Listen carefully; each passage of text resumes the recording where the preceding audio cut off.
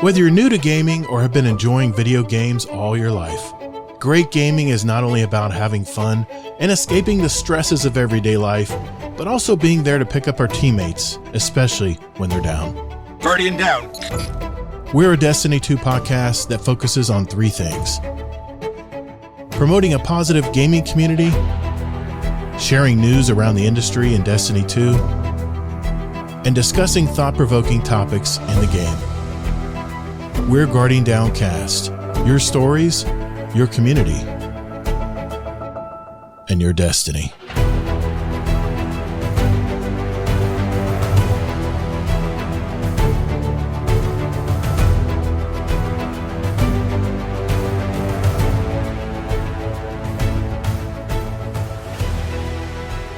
What's up, Guardian? Welcome to episode 320 of Guardian Downcast. I'm your host, Todd the Gator. I'm a Day One Guardian who loves gaming and especially the Destiny franchise. We're the podcast that's all about your stories, your community, and your destiny. Those of you who may have just discovered our podcast, we're a weekly gaming show with an emphasis on the Destiny franchise. We like to sprinkle in some other entertainment and other topics of discussion as well from time to time, especially on our roundtable episodes, which was last week. If you missed that, go back and listen to that or watch that on our YouTube or Twitch. I had some really good topics last week. I really appreciate the guys for coming out and talking with us then. For those of you who are listening right now on the podcast platforms out there and want to check out our live shows, just go to Todd the Gator on YouTube and Twitch. That's Todd, Todd, Thegatr. Like I said, on YouTube and Twitch. And there's replays also from our live shows. I have replays on, so you can immediately watch it. If you can't make the live show, you can watch the replay afterwards. We're on every Thursday nights at 9 p.m. Eastern time. And like I said, if you want to listen to any of our podcasts in any order you like, you can always go to guardiandowncast.com for any individual episodes as well. This week, I have my co-host from the great state of Utah, Mr. Kingsley Mack, was with us again. How you doing, man? Hey, glad to be here yet once again. Thank you, Mike. Appreciate you being here, man. This week, we're going to catch up with our week, of course, see how we're doing in Bungie and Destiny and life. I have one movie review this week that I'm going to talk about. As usual, we'll report on any pertinent information from this week in Destiny from Bungie, and we definitely have some info we need to share, especially right before we go into Ash and Iron next week. We'll be going over briefly the latest sandbox tuning preview that Bungie dropped on Wednesday. Bungie. We'll get into that. Also, before we leave tonight, we have a fresh topic of the week to share, and hopefully our live chat will also give us some input as well as we're proceeding through our show tonight. If there's any questions from our community, we'll be sure to answer those later in the show before we leave. So if you do have a question for us in the chat tonight, head over to our podcast questions channel and enter it in there, and we'll be able to see it and read it out live on the show tonight. And then, of course, we'll talk about our question of the week I posted in the Discord. Every week I post a survey about something typically in Destiny, and we'll read over any comments or also share the results of the little survey. And tonight, it very much ties into our topic of the week. And of course, if you haven't joined our Discord yet, join our community. It's probably one of the friendliest, and this was according to a new member that joined this week, one of the friendliest Destiny communities they've ever been in. So that's a great compliment coming from a new member. So if you want to join, it's discord.gg/Guardian Downcast. Ash and Iron is only a few days away, so get that reward pass completed, guys, because it all goes away in a week or less than a week. All right, so if everyone's ready, let's roll. Hey, thanks for listening to Guardian Downcast. There are several ways you can contact us. First, you can find us on X at Guardian Downcast, or you can find us on our Instagram at Guardian Downcast, and see what pics and reels Todd the Gator and his podcast guests want to share with you guys. We have a brand new website too. Just visit guardiandowncast.com, where you can find all of our contact info, leave us a voicemail, give our show a rating or review, search for any past episodes, or even give back to our community. Also, don't forget to sign up for future updates to the show, where we'll also have random drawings throughout the year, and you may win a gift card or even some GDC merch. And finally, you can send us an email at guardiandowncast@gmail.com. Our community thrives on interaction, so get involved and check us out. Well, Mr. Kingsley Mack, before we get into our information overload on Destiny this week and Bungie. What have you been doing this week, man? What do you got for us this week? I saw that you were playing the new DLC for Indiana Jones, the Indiana Jones game. What are you thinking about that? Yeah, that came out today. So I did start playing that and I love it. It's good to get back into that game. Anyone who doesn't remember me talking about it earlier, the latest Indiana Jones game, which you can get on PC Game Pass if you want to just, if you don't want to buy it. Great exploration game with some light puzzle solving. Think of like a Tomb Raider or a Journey type game. Great storyline. Definitely has a feel of the Indiana Jones movies. And they came out with a new DLC today called Order of the Giants, which takes place basically in the catacombs underneath Rome. And I'm having a lot of fun with it so far, of course. And that was on my list. Go back and listen to last week's episode. If you want to hear, part of my roundtable discussion was games coming up that I'm looking forward to. I still don't know how you're going to be able to play. I don't know how you're going to play all these games. Hey, because it just works out. Like, I don't have to finish a game before I move to another game. I can go back and forth and put some on hold. But I even added some more to my list. Oh, no. So I just want to mention. All right, let's hear them. Yeah, definitely. Well, I mean, I don't know why I added some of these because... Glutton for punishment. I mean, I was watching Astrocross play it again. This has always kind of been on my list, but I wanted to write it down so I don't forget. Path of Exile 2, I mean, it's like a Diablo-type game. Whatever, we don't need to get into the discussion on that. But Hell Is Us is another one that's coming out in a couple days, or basically is out right now. And it is kind of like light horror, but it's not like a Silent Hill game. It's more an adventure action game, but there's some light horror built into it. And it looked really interesting from what I've seen. So any type of open world exploration game, I'm often going to be into. You like the horror games, and then okay. Yeah, I like horror games too. Okay. In fact, I might even check out Silent Hill and the other games coming out. But I like lots of games except for like heavy puzzle games or heavy grinding games or things like that. Resident Evil games early in my gaming hobby ruined me. Ruined me for horror games. Scared? I got scared, man. I don't like dark. I don't like dark hallways. Yeah. Sorry. Go ahead. Continue. I'm sorry. Well, what you do? Oh, sorry. That's right. But what you do is see, like, you gotta, like, when you're playing a video game, I mean, you compartmentalize. The same thing, like when or do you actually get vertigo or afraid of heights when you're in jumping puzzles in games? Also, like briefly, I do, especially in jumping puzzles, and especially if I look like I'm going to miss, I actually go, oh no. Yeah, I'm. It's the same way I watch movies, man. I really dive in. I'm really engaged. It's that hyper focus from the monkey brain thing. So I guess that's what it is. Anyway. Yeah. And then the last one that other people are talking about also because it's on Game Pass, I might check out, at least I'll dabble in it a little bit, is the new, I had the list here, the Hollow Knight new game. Okay. Silksong. Right. Everyone's talking about. I think Maddie was talking about that game. Scarlet Maddie? Several people lots of people have been talking about it. That looked like it's like an indie game, right? It's very, very plain game, but I heard a lot of good things about it. No, don't say that. People are gonna. No, I mean, it's a very, I don't know. Is it a side scroller? It looked like a side scroller to me. I don't know. Don't listen to me. I don't know anything about games. Wouldn't use the word plain. But not plain. If anything's plain, your freaking Balatro game is freaking plain. Yeah, that's but I mean, I played Risk of Rain. Talk about a stripped down game, but that game was a lot of fun, man. Risk of Rain 2, that was a great game. So yeah, I apologize. Yeah, watch a trailer of Silksong. No, the stylization is freaking amazing in it. I don't know much about the game. I've known about Hollow Knight. I haven't played the original one, but I might check it out, or I might just hop into the new one. But just wanted to add that on real quick. But the main thing, I want to give another recap. I talked about it a little bit recently in the TV channel in the Discord, but the final episode's coming up this Friday, tomorrow night. But the Dexter Resurrection season has continued to be amazing, in my opinion. They had the craziest thing happen on the second to the last episode. Of course, I'm not going to spoil it. Sure. And that episode got a 9.9 on IMDb. Wow. These ratings are intense that Dexter's getting. There's only one other show in TV history that's gotten more 9.0 and higher ratings in a row than Dexter Resurrection. Do you have any clue what it might be? No clue. Breaking Bad. Really? Okay. Yeah, that's the only other show that's received more 9+ consecutive ratings in a row. That was probably Breaking Bad is probably the best TV show I've ever seen. Period. Well, Dexter's up there too. That's the point. It's on my list, but Lord, I got so much to watch, man. Oh, of course, yeah. I'm grinding, man. I'm grinding Destiny. Yeah, I'm glad to hear that. So yeah, it is amazing. It's.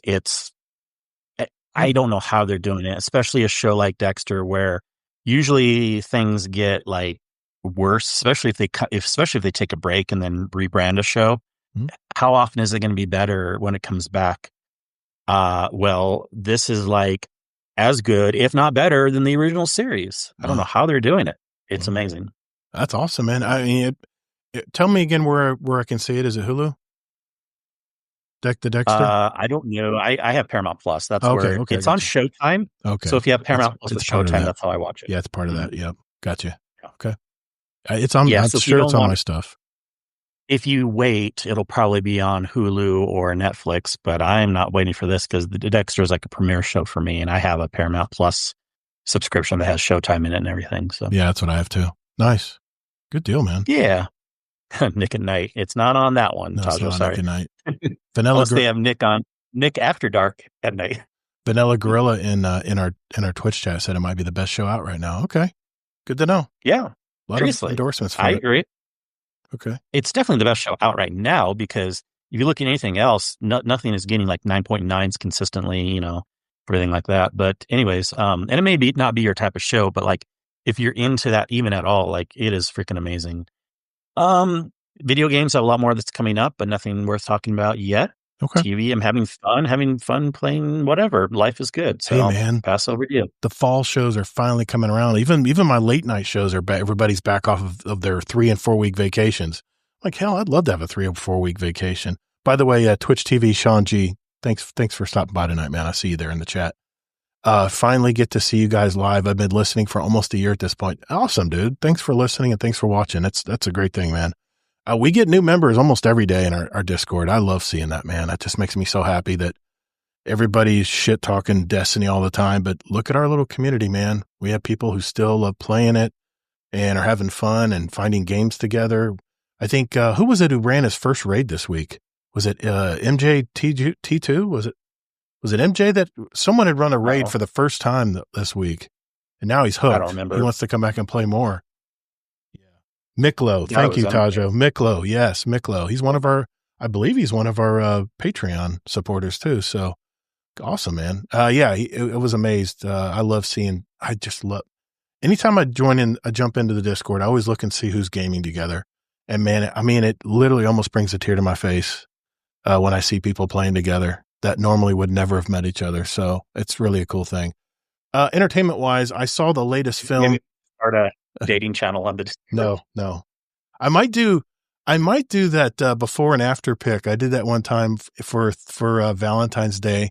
Show me your before and after pics when you got married and now where you're at. And dude, that about brought me down seeing all the real faces of everyone who talks in our Discord all the time. So, entertainment wise, let's see. I did see the latest film that was inspired by the 1989 classic film War of the Roses, which, if you remember, starred Kathleen Turner and Michael Douglas. It's kind of a romantic comedy type show, but this one was just called The Roses. This new version starred Benedict Cumberbatch and Olivia Colman, which, my God, their chemistry was fantastic. It's a story of a couple that's been together for decades. They've had their family, they're enjoying their life. Now they're in their 40s, trying to move up in their careers. It all goes wrong when Benedict loses his job as an architect, but his wife's career as a chef blows up at the same time in popularity. So you see in the movie how their lives have drastically changed, and the quips and stuff that they do to each other to piss each other off is just hilarious. It's hilarious to watch. The rest of the movie, I'll have to leave for you guys. I don't want to spoil anything. Rotten Tomatoes gives this one a moderate 65% from critics, but the audience quite enjoyed it at 79%. I have to agree with the audience on this one. I thought it was probably one of the most hilarious comedies I've seen so far this year. I'd probably put it in one of my top 10 comedies for 2025 that I've seen so far. TV or movie theater. I really like this one. And I give this one 4.5 stars. I think that's the highest rating I've given a movie in a while. You won't need a big Dolby theater to watch it in like I did, but it is certainly worth it checking out. So whether you see it in the movie theater or whether you see it in the at home streaming it on your TV, I think you'll quite enjoy it. It's a really good movie. The Roses. Can't miss that one. I finished all 4 seasons of Slow Horses on Apple TV. Man, I have to say, this is a great series to watch. I'm telling you, man, Apple TV, they may not have as much selection as Netflix, but everything they put out, just about every damn thing they put out is really good quality, really good writing, really good, well put together shows. Season 5 actually drops in a couple weeks. So I'm all caught up and I'm ready to see that one. So I got to readjust this fan. It's like blowing right on my face. Maybe that's what's messing my throat up. Anyway, I did a little experiment this week, and I'm hoping this will help people that have procrastinated and are trying to finish their reward passes at the last minute, and maybe at the same time try to power up a little bit, have a little fun with that. I'm going to actually show you some video in the background here as soon as I get another drink. There's probably more people these days that don't care than people that procrastinated and are doing the last second. Maybe not, but I figure, Ash and Iron is on Reset Tuesday, and you have the whole weekend. So I figured, especially for the people that are here live that maybe have been playing other games and stuff, that, that trying to power up, at least they're not trying to kill themselves in the solo ops, playlist of the Portal or anything. But this is something I was experimenting with this week. And, this won't apply to all you killers out there that are already over 200. But for those of us, like I said, that haven't quite finished that reward pass and are now kind of panicking to make sure you get all that gear before Reset of Ash and Iron drops. And, even if this test is too late for you to try out, as you're hearing this on a Monday and on our audio version of the podcast before Ash and Iron, keep this method in mind before the next seasonal update. I have been playing Edge of Fate every day this past week, and my goal before Ash and Iron drops is to complete my reward pass for my 2 alt accounts, which are GDC2 and GDC3. We have three Guardian Downcast clans, and I have alternate accounts, full Titan Hunter and Warlock, in both of the GDC2 and GDC3 clan as well. The long and the short of it is I had some extra silver, and I purchased the reward pass for both accounts last week. And then I realized that it goes away in a week. So I was panicking. I was like, holy crap, I just spent $10 on this reward pass, and I gotta get this thing completed. So here's what I did. Now, because I'm going to show some background here of what I did. What I did is, I know Kingsley's going to cringe, but I collected a majority of the planetary bounties on Cosmodrome, EDZ, Europa, Dreaming City, and Nessus. There were also repeatable bounties in Europa and Cosmodrome, so I gathered those as well. The next thing I did is I completed the Gunsmith bounties and repeatables every reset. In fact, I would grab more Gunsmith repeatables between planets. When I'd complete the objectives on one planet, I would immediately go or use the app, of course, and download all the repeatable Gunsmith bounties as well. So I kept stacking those up every time I went to a new planet to complete bounties. Now, since my goal was to complete the reward pass, the bounties added up pretty quick, and I'm about to hit level 80 something, I think 85 on each account. And I got to admit, it took me about 5 days so far. I've been spending about a half an hour each morning and about 2 to 3 hours at night, just so you get an idea of how much time it took me to do this. I also made sure that I had my Ghost mod Blinding Light equipped, which gave me a 12% boost in XP when turning in my bounties. I used my Guiding Light Ghost with Wombo Detector and Bountiful Harvest while patrolling the planets, what I did, I farmed Glimmer while completing the bounties and also running patrol missions if they were fast and easy, like kill anything. When I would max out my Glimmer, I would then go back to the tower and buy enhancement prisms Ascendant shards, and more bounties, and then just kept repeating the process for each character. Now, this way I was doing 3 things at once. First, I was ranking up my reward pass by completing the bounties. And second, I was farming Glimmer by running around the patrol spaces of each planet. And of course, I would turn those into the rare materials that my alt accounts didn't have a lot of, like my main account that I play on. But the third bonus benefit and from this, which by the way, powers up your Guardian, I think faster than running portal activities up to 200 power, is that every blue engram that dropped from high value targets and their chest, random yellow bar kills and occasional gold chests that I hadn't opened a bunch of them, those original golden chests that they put on each of the planets. It's on the map. If you open those, you'll get powerfuls as well. But you'll get blue and legendary engrams. I would rotate to each character every day and do the same. And since a power is account wide now, by the time I would return back to my original character, I was getting engrams that were up to 20, 30 higher. I even thought about doing a video about this process to help new and returning Guardians that are wanting to power up, their gear and complete their reward passes, at the last minute. But like I said, I realized by the time I got one out, there wouldn't be enough time for people to benefit. But keep this in mind. Say you want to finish the next season Ashen Iron Pass because you got some games to play, and you're level 10 to 200.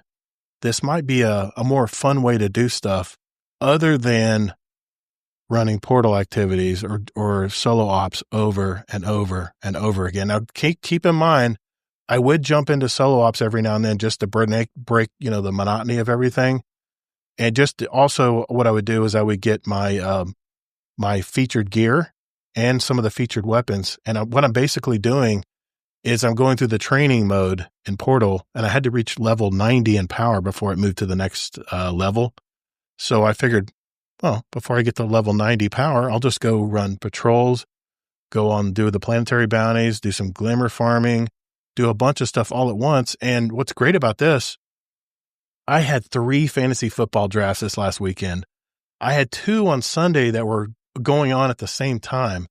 So while I'm waiting for people to, to figure out who's the greatest running back to pick, and they're spending their full 2 minutes to figure out which one to get, and I was like, pick number 9, how long it takes, between everyone picking their players. I would just be doing this in the background that you see right now on screen. For those of you who are listening to the podcast, I encourage you to go to the YouTube replay of this podcast, and it'll show you what exactly I was doing here. But I mean, I was getting +2s, +3s, +10s, +20s from any engrams that would fall from high value targets. I would hit a captain that was a red bar captain, and he would throw off an engram, or even just a common red bar just would throw a blue engram from time to time. And it wasn't rare. It happened a lot. I got both accounts here powered up to almost 100 just within the last weekend. And like I said, I'm at 85 on my reward pass. So now the real downer here is if you go into do lost sectors, the chests you get from the lost sectors only give you 10 power. It's a real bummer. And the chests that you go around and farm, with your ghost mod that detects them like they do on screen here, those only give you 10. But that was a random red bar I just shot there. And there's a blue engram right there floating on the ground. This happens so often. It just rained loot. And instead of getting 1 or 2 or even 3 maybe engrams by playing a whole portal activity, you can go around, get your bounties done, get your reward pass powered up, everything, just by chilling out. It's not even really, heavy lifting here. It's just having fun, just chilling out. And I've been doing this for years, but I figured I'd throw this little video replay out here in case people out there that are just getting back into Destiny and are like, hey, I need to get to 200, the soft cap. And then, I want to get there as quick as I can. And also I need materials. I want to get that reward pass done. So I just want to mention, this was a little experiment I threw on. My main account's 403 power, and I just have no desire to play heavy metal. I'm sorry. I played it last time, and it was already a pain. I actually bought the pass out, I think, because I just did not want to play any more of that type of thing. But I just love progression. I love seeing numbers go up. It's the one part of Destiny that I love to do, and I never gets time. I never get tired of doing it. So I just wanted to show you guys that in the background while I was talking about it, and just show you proof that how easy it was to just power up to 200 from just doing just all kinds of different things at once. So anyway, I wanted to just show you that. I put those clips together just from yesterday, just running one of my accounts, one of my characters. So I just wanted to throw that out there.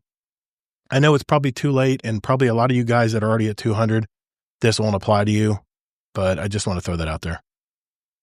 Do you want to mention anything? One thing I'm a little confused about is you're talking about two things. It's not too late for 200 because power level's not changing, but if you're talking about the season pass bar, then of course that's the one that's going to. That was the main thing, Kingsley. Is I saw this awesome gear. About two different things. Yeah. Well, I saw this awesome. Well, I was doing three things at once. I saw this awesome gear. I want to get the featured gear, even though it was only tier 2, but they had the featured weapons. All the featured stuff. People definitely don't need to stress about power no matter what. No, that was just going away.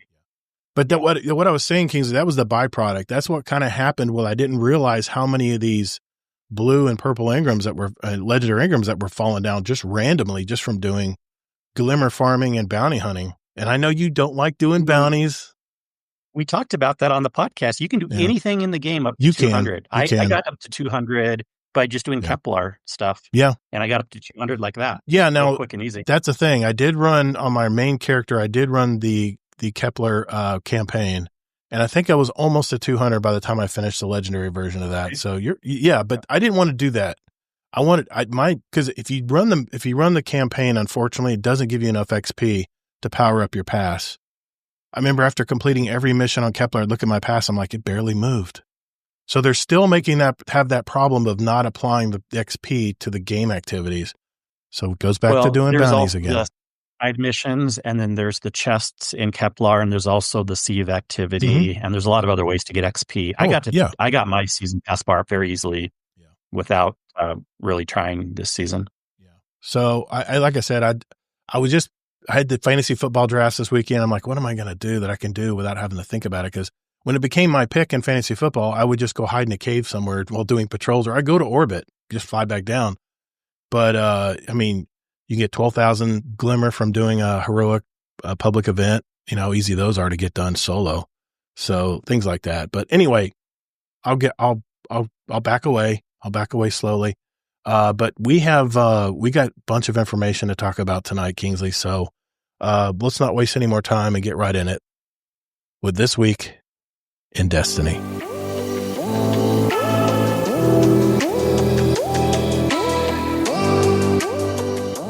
Hey, just a quick reminder that we have several Destiny 2 clans, and we invite all of you to be a part of it. If you're looking for a home to share your Destiny experiences, now would be a great time to jump in and get to know some of these great gamers. We're here for the community and friends you make along the way, and no hardcore restrictions. And enjoy what time you have for Destiny is all we ask. So if you're looking for a clan out there, join our Discord. That's discord.gg/GuardianDownCast, and just reach out to a mod and we'll open the door for you. So join us, and later, Guardian. All right, before we get into This Week in Destiny, I was curious, Mike, did you see the little trailer they had out for Ashen Iron coming next week? Yeah, of course. Yeah, I posted about it first in the Discord, and it was a fun trailer to watch. Of course, just because this is a good trailer, don't get your hopes up too much, people. Bungie can always make a good trailer. It doesn't mean the content will be freaking amazing. But from being in the game long enough and just kind of reading the tea leaves, here's what I'm excited about or not excited about. Right. The new activity on the Plague Lands, from what they're showing so far, looks or boring to me. Hopefully it'll be a lot better. Yeah.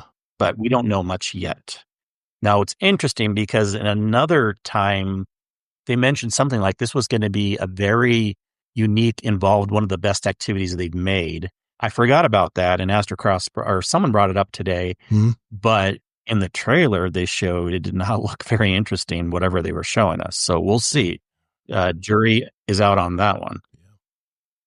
They also showed that we have a new exotic mission coming, if you don't remember. So the two new main things, and of course there's other kind of newish things or quality of life and things like that. But as far as actual content drops, we're also getting an exotic mission. Now that looked really interesting to me. Yeah.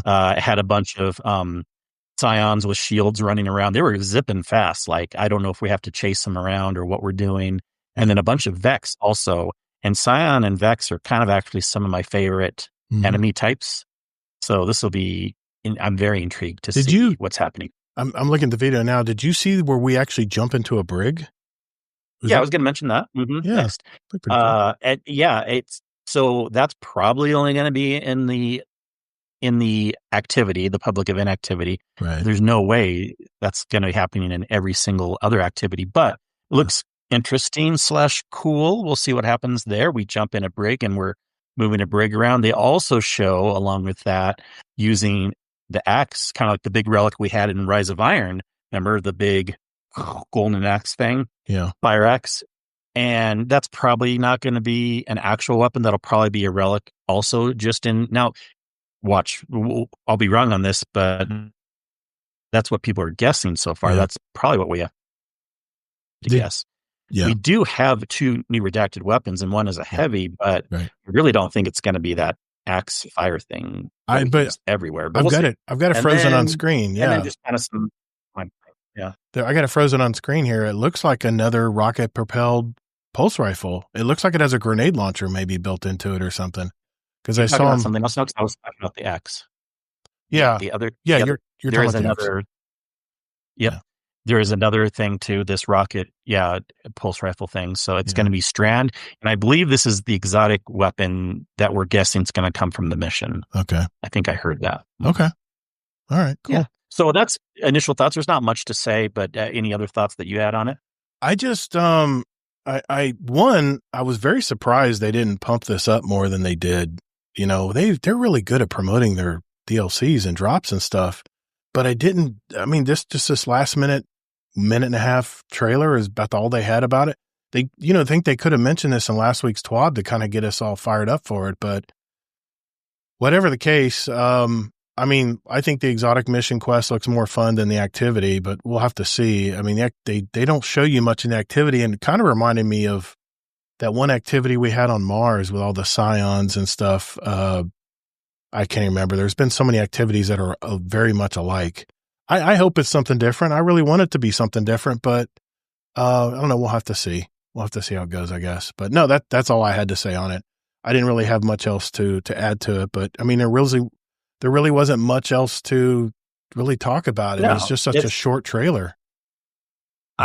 We already know there really isn't much to this. I mean, it's always nice to have an exotic mission and it's always nice to have a new activity, but when it really comes down to it, for someone like me, I have realistic low expectations. This will keep me interested for a week or two, and then I'll be like, okay, I'm done.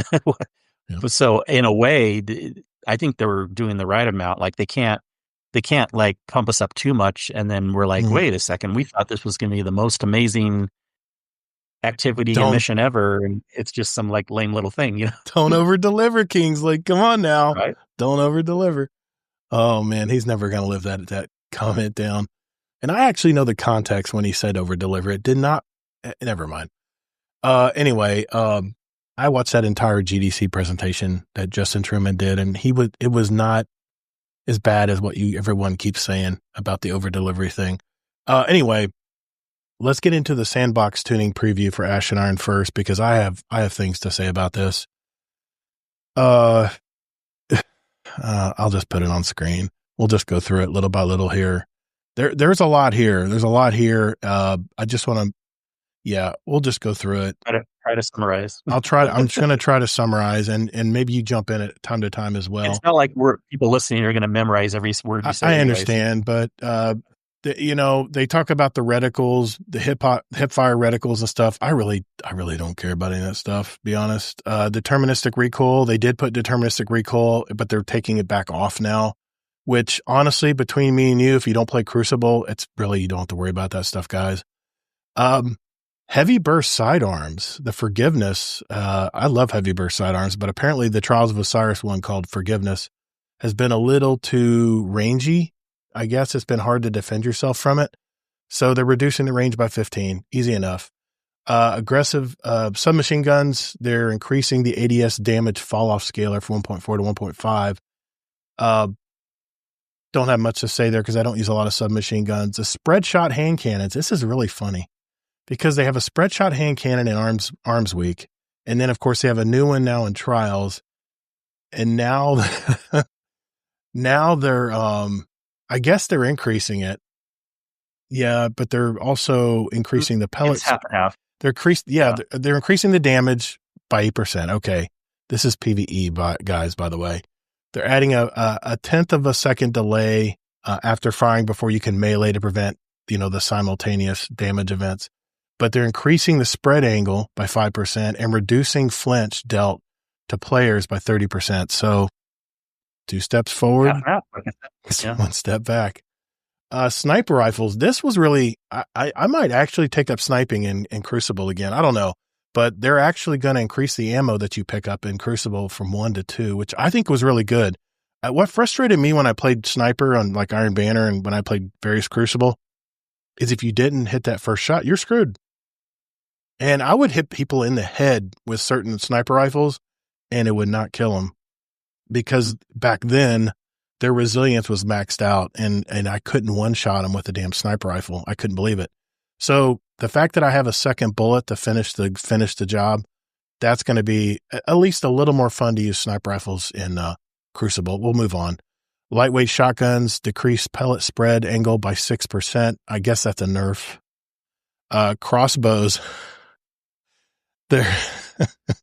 Astacross just got this crossbow. We use swearing by this crossbow, and I guess they're updating.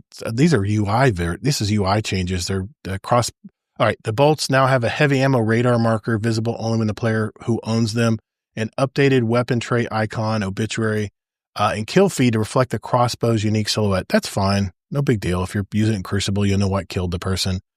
All right. They're bringing some new featured weapons in Ashen Iron. They have 2 redacted weapons. One is a kinetic and one is a heavy. And I have a feeling we know because we just looked at the trailer, or at least we can guess. The Mida multi-tool and the Sturm, the Trinity Cool and Buried Bloodline, and the Darcy, my favorite sniper rifle. You always want to like that, yet it's never Dude, been it's my favorite sniper rifle, but it sucks. It still doesn't hit as good. But man, if it's meta this time around, I'll throw you a pizza party. Hell yeah, dude. When you guys get that arc builds, Darcy is just fantastic, man.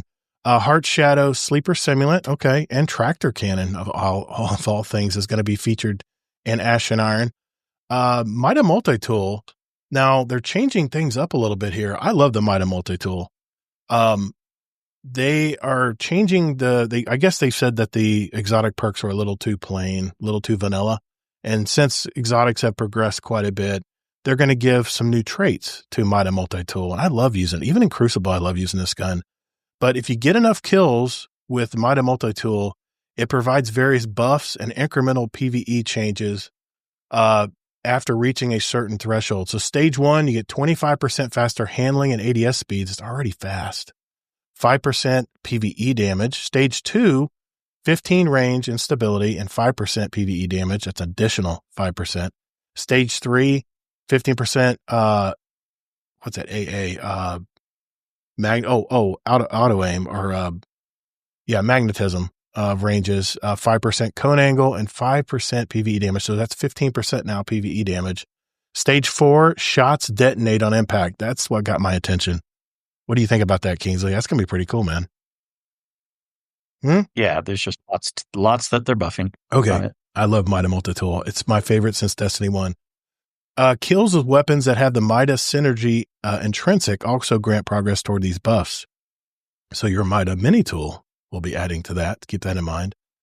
And on death, you regress to the beginning of the previous stage, but you don't reset. That's huge. And playing solo ops, I might be picking that Mida Multi-Tool up to pop some heads. The Catalyst, they replaced No Distractions with a brand new Catalyst. I like No Distractions, especially in Crucible. While an enemy is within close proximity and Mida Multi-Tool is in hand, you are granted enhanced radar resolution and improved reload speed. It's already maxed out. 20 reload stat and 50% reload scalar. Okay, so it's going to be like ultra fast reload on this thing now. And it lingers for a few seconds once enemies are no longer in close proximity. Okay. I don't really care about that. I wish Give me no distractions back, because I loved using that in Crucible, especially against snipers. All right, here's the interesting one. Sturm and what's the sidearm of Sturm that goes with it? Is it Drang? Sturm and Drang. Remember how big that was in Destiny 2 vanilla? Well, it wasn't big to everyone. It wasn't big to me. It wasn't big to me either, because I don't like hand cannons, but man, they are giving this thing a really good buff. They said rapid kills with Together Forever weapons within 3 seconds of each other now load extra Sturm overcharge shots. Primary ammo Together Forever weapons load even more Sturm overcharge. Sturm overcharge shots bonus damage has been tuned. Previously, it was a 261% damage buff against all combatants and a 78% buff on players in Crucible. New values are now 260 against bosses, 280 against mini bosses and champions, 300 against minors and majors, and 75% against players. So it's more in line in Crucible, but they're giving you some major buffs in PvE. And so if you use the Sturm and Drang, which they actually showed in that trailer, by the way, for Ash and Iron, I don't know. I might play with it and see. I've got both those weapons. The Catalyst has been changed as well.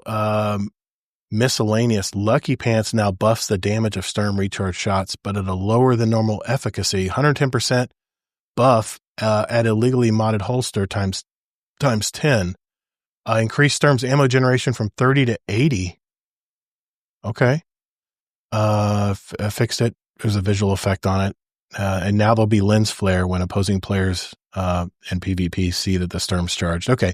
Ariana's Vow will also have a lens flare.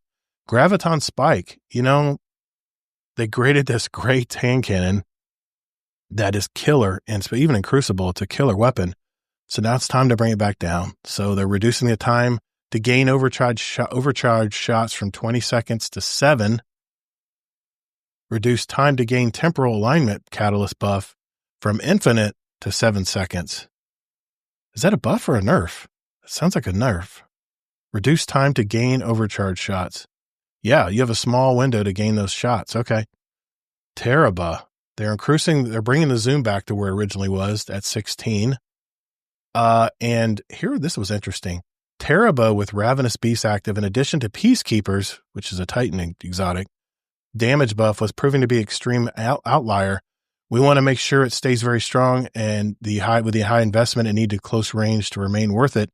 But in the top end, combined damage needed to come down a bit, particularly to maintain the fair competition in our raid and dungeon activity. So they reduced the Peacekeeper's bonus damage when using Teraba with Ravenous Beast active from 100 to 70%.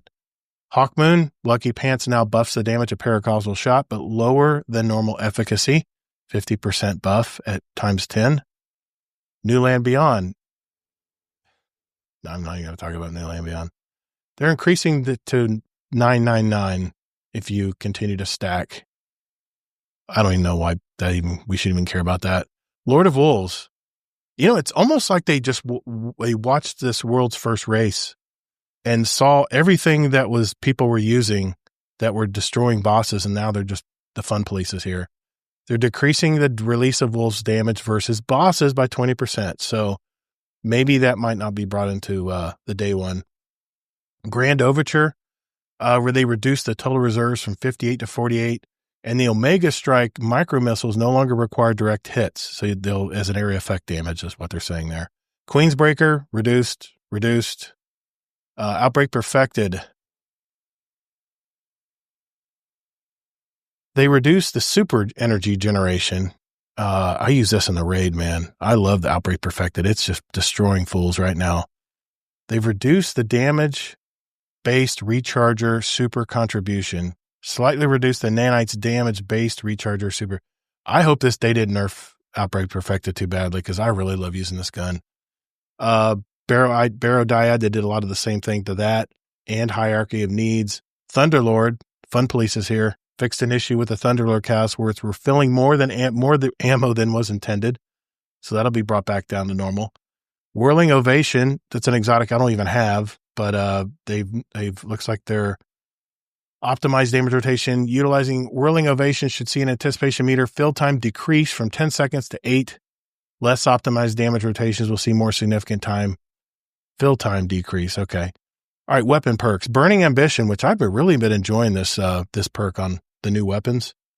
We're overall very happy to see how it's working, but this perk uses some fancy new tech to make it easier to build and maintain these kinds of perks. In some cases, the enhanced version of the perk would not provide a decrease in number of shots to activate. So the time to activate shots have been reduced to 2 seconds. Enhanced time to activate threshold. My God, it just gets in the weeds here. It looks to me like Burning Ambition's getting a smaller window to activate. And I mean, it just, I'm getting a headache just reading all this. Enhanced perk improvements. Dragonfly, they removed the reload speed, but they added more damage. Same thing for Cluster Bomb, same thing for Reservoir Burst, same thing for Magnificent Howl, Eye of the Storm, but they added 10% effectiveness to all Eye of the Storm benefits. So if any of you have any weapons with Eye of the Storm, might need to test those out coming the next DLC. Flash Counter added 1 second to disorient time. Chain Reaction added 10% damage, but removed plus 20 inventory size. Okay.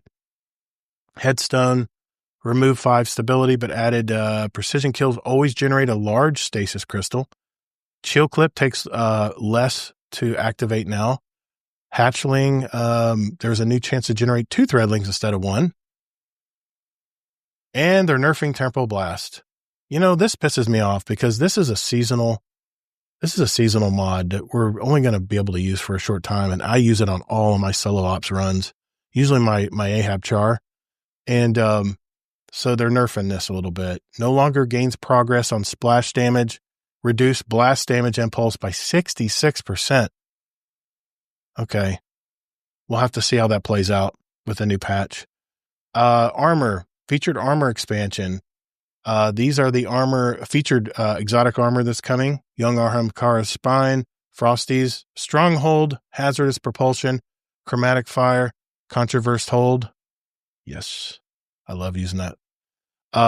Titan, the exotic Stronghold arms are going to get nerfed a little bit here. Blocking larger amounts of incoming fire games stack at a slower rate. Okay, so just know that you might need to test your strongholds to see if they're still good. Critorachne's Facade, Woven Mail is active. Will also now return health on defeating an enemy. Relativism, which is one of the spirit of Critorachne. During the Woven Mail provided reduces from 10 seconds to 6. That's to bring it in line with the changes they're giving for Woven Mail to the actual Hunter exotic. Chromatic Fire. Detonation radius on precision kinetic final blows increased by 36%. No longer applies keywords based on equipped super. So you can use it on any subclass. Okay, that might make me use it. Non-precision kinetic final blows also produce a detonation. The radius of this detonation is dependent on how many recent elemental final blows the player has achieved. Controverse Hold. Okay, this is the one I want to know about. Charge grenades will now apply weaken. Good. Energy return has been tuned per grenade type. Vortex grenades gains increase slightly, but no longer activate twice. Axiom bolts, handheld supernova, and scatter grenades all receive a moderate increase. Okay. Ability tuning preview. You want to go over this one, Kingsley? I'm going to rest my voice for a second here. The abilities. I'll go over it pretty quickly. As quick as you want to go. Gambler's Dodge. They are changing some things with it on Hunter. I'm sure some people won't be happy, but basically they're rescaling the amount of melee energy that they get from 100% at 70 stat points to 100% at 100 stat points. So, that's a little bit of a change there. Dodging near an enemy, though, doubles this amount. So the point is you need to be closer, and reducing the amount of melee energy generated in PvP, which I'm sure makes sense, but maybe someone will say it doesn't make sense. Lightweight throwing knives, they're reducing damage versus players by 16%. And then in general, Woven Mail, there was an issue with the Warlock's new Weave Walk behavior. So Woven Mail application no longer resets duration to your original source duration. So it sounds like a fix / buff. Yeah. They are working out the kinks of their new stat system. So stat damage bonuses no longer increase self-damage. That's obviously a good thing. We don't want self-damage. So that's like a buff. Next, we're making the super stat only stat that buffs your super damage. This is kind of a nerf. Melee and grenade stat damage bonuses will no longer apply to melee and grenade damage done while in the super, but super stat continues to increase melee and grenade damage in super. Okay. They say it's more consistent and cleaner. I'm almost more confused, but I kind of get what they're saying. They fixed a technical issue that was causing the class stat to increase only the benefits when you hit a multiple of 10, so that's good. And then finally, a fix for mods and perks that increase player mobility. That's a good buff That's too. a good They weren't getting the mobility that was intended. Yep. So now I can get that. Now I can get that fast strafe speed back from using athletic mods because it was actually hurting me in Crucible. So, okay, that is all the changes coming for the sandbox preview tuning for Ashen Iron. What's your takeaway on this? That's not all. That's the reason why also they said somewhere like there will be more when the patch notes come out. But these are like the big ones. Okay. These are the big ones. That's usually kind of the point. Anyways, we can't know all of them. Yeah. People are going to forget these anyways. Even more will be announced when the release notes come out. So. Yeah. What's your when you read this, what was your take on it? What did you see this as a win, loss, or break? The only thing that I think was a bad move was getting rid of the temporal blast so quickly. Because I don't think nerfs are necessarily bad, but you don't want to do them too quickly always, unless there's some big technical problem. Now, there could be a technical thing, and they need to stand up for themselves more if there's maybe a technical reason why it was causing problems. But I'm going to talk more meta discussion on thoughts once we go over the TWID also. So, but basically, just to answer your question on the actual specifics of these nerfs and buffs, I don't really have any major issue other than the temporal blast. Temporal blast pissed me off, and my heart sank when they started talking about my pulse rifle. So hopefully they don't tune that down too much because I'm having so much fun with that rifle. Because I use the new gear that Mint's better anyways. Mint's good. And they didn't nerf that. Mint's good, but and everyone said they were going to. So this is kind of the funny thing where it's like, they still might, but well, I use at least the first stat of the TechSec vestment armor, where the kinetic weapons can break shields. I've been really taking advantage of that tier 1 part of that on my armor setups, and it's just been destroying anything with my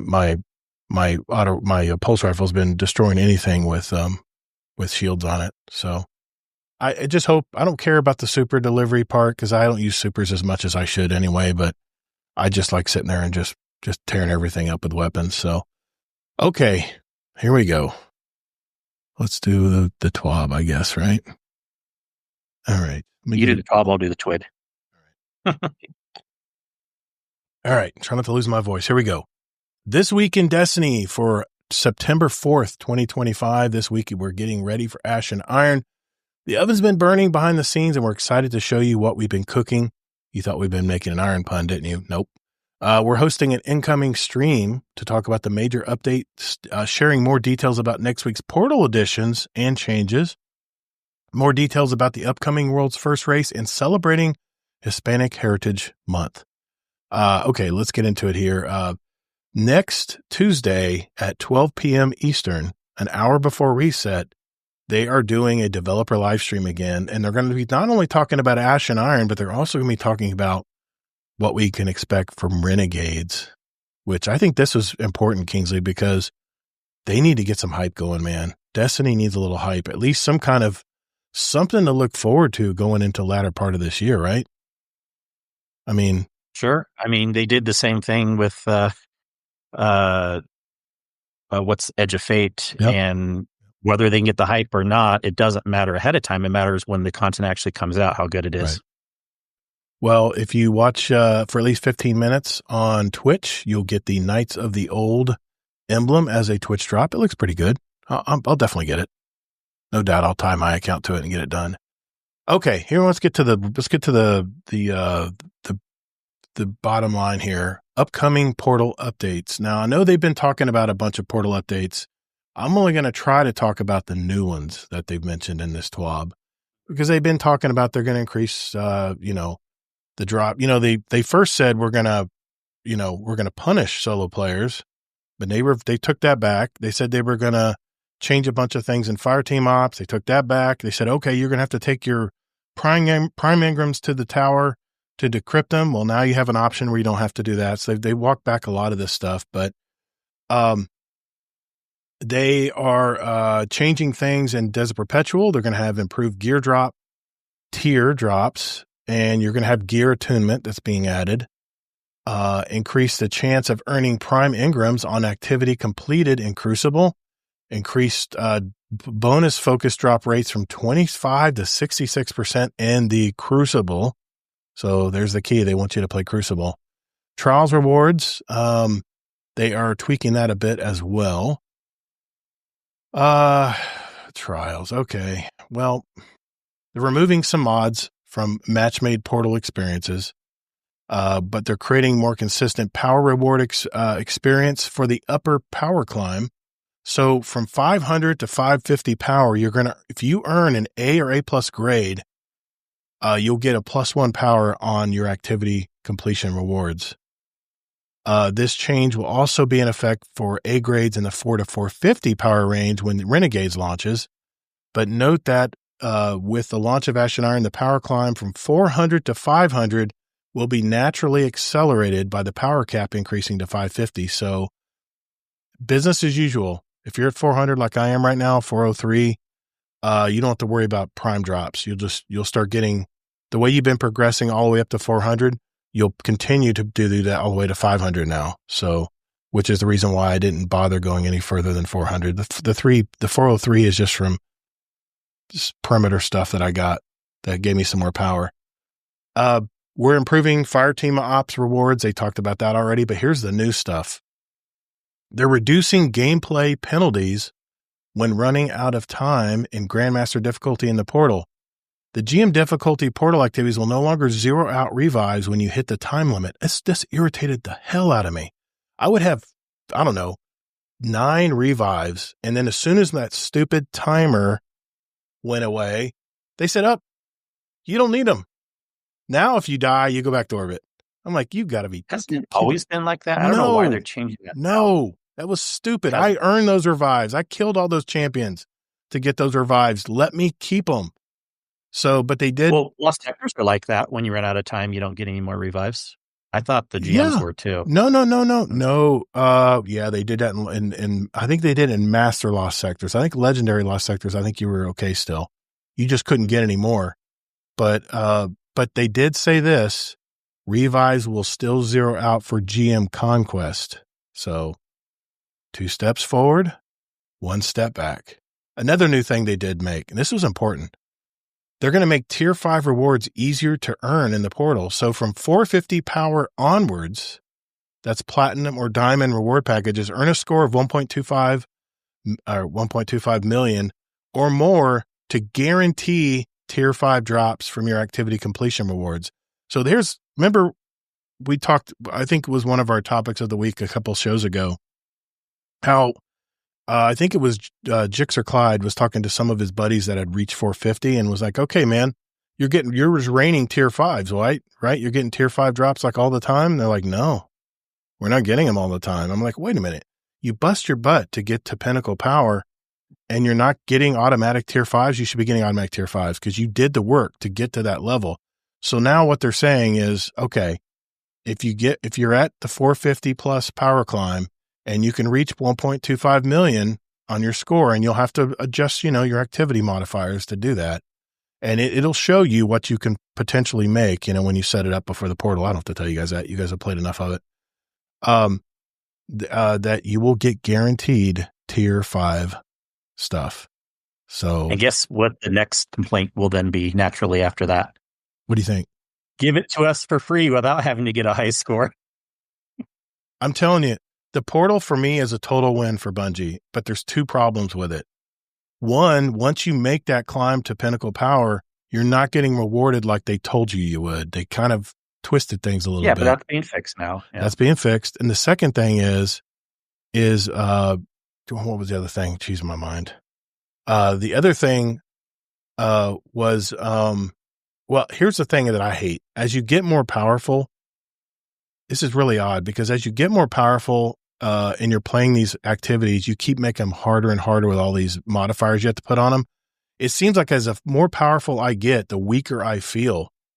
Shouldn't it be the opposite? Shouldn't you feel more powerful when you've reached this power level? And then it's just a matter a lot of games do it like that. Yeah, if you you don't have to do the harder level activities once you get more powerful. You can do the mid-level activities and then feel powerful. Well, the other thing I meant, the second thing, which now came back to my mind, Portal needs more stuff, man. I mean, this stuff that they're adding in Ash and Iron, they better not be taking away anything. I'm really curious to see what numbers of stuff. The Portal should be getting bigger every season. The longer you play it, or the longer you wait to jump in, you should have more and more activities to play. Now, wait a second. Think down the road, though. Are you sure you want that? If they keep making it bigger and bigger all the time, I want every strike. I want to play every strike. The list gets really long, so it looks messy. Have a drop menu. Have a drop-down menu. Well, how hard is that? It's a new UI feature.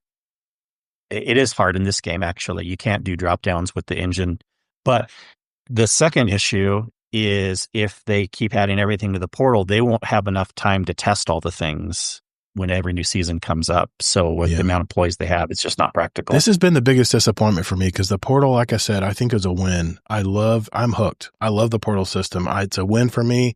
I can play the games the way I want to play them, but there's just not enough selection, man. I know these solo activities backwards and forwards now. I said that like a year ago. I knew that was going to be an issue. Well, as long as they keep adding where we're stuff. at with having less employees and less content. I understand, but they need to keep adding more like a library. They just need to keep adding more stuff to this Portal system. If that's the way they want us to play it, because otherwise they've basically sunset almost all of the game.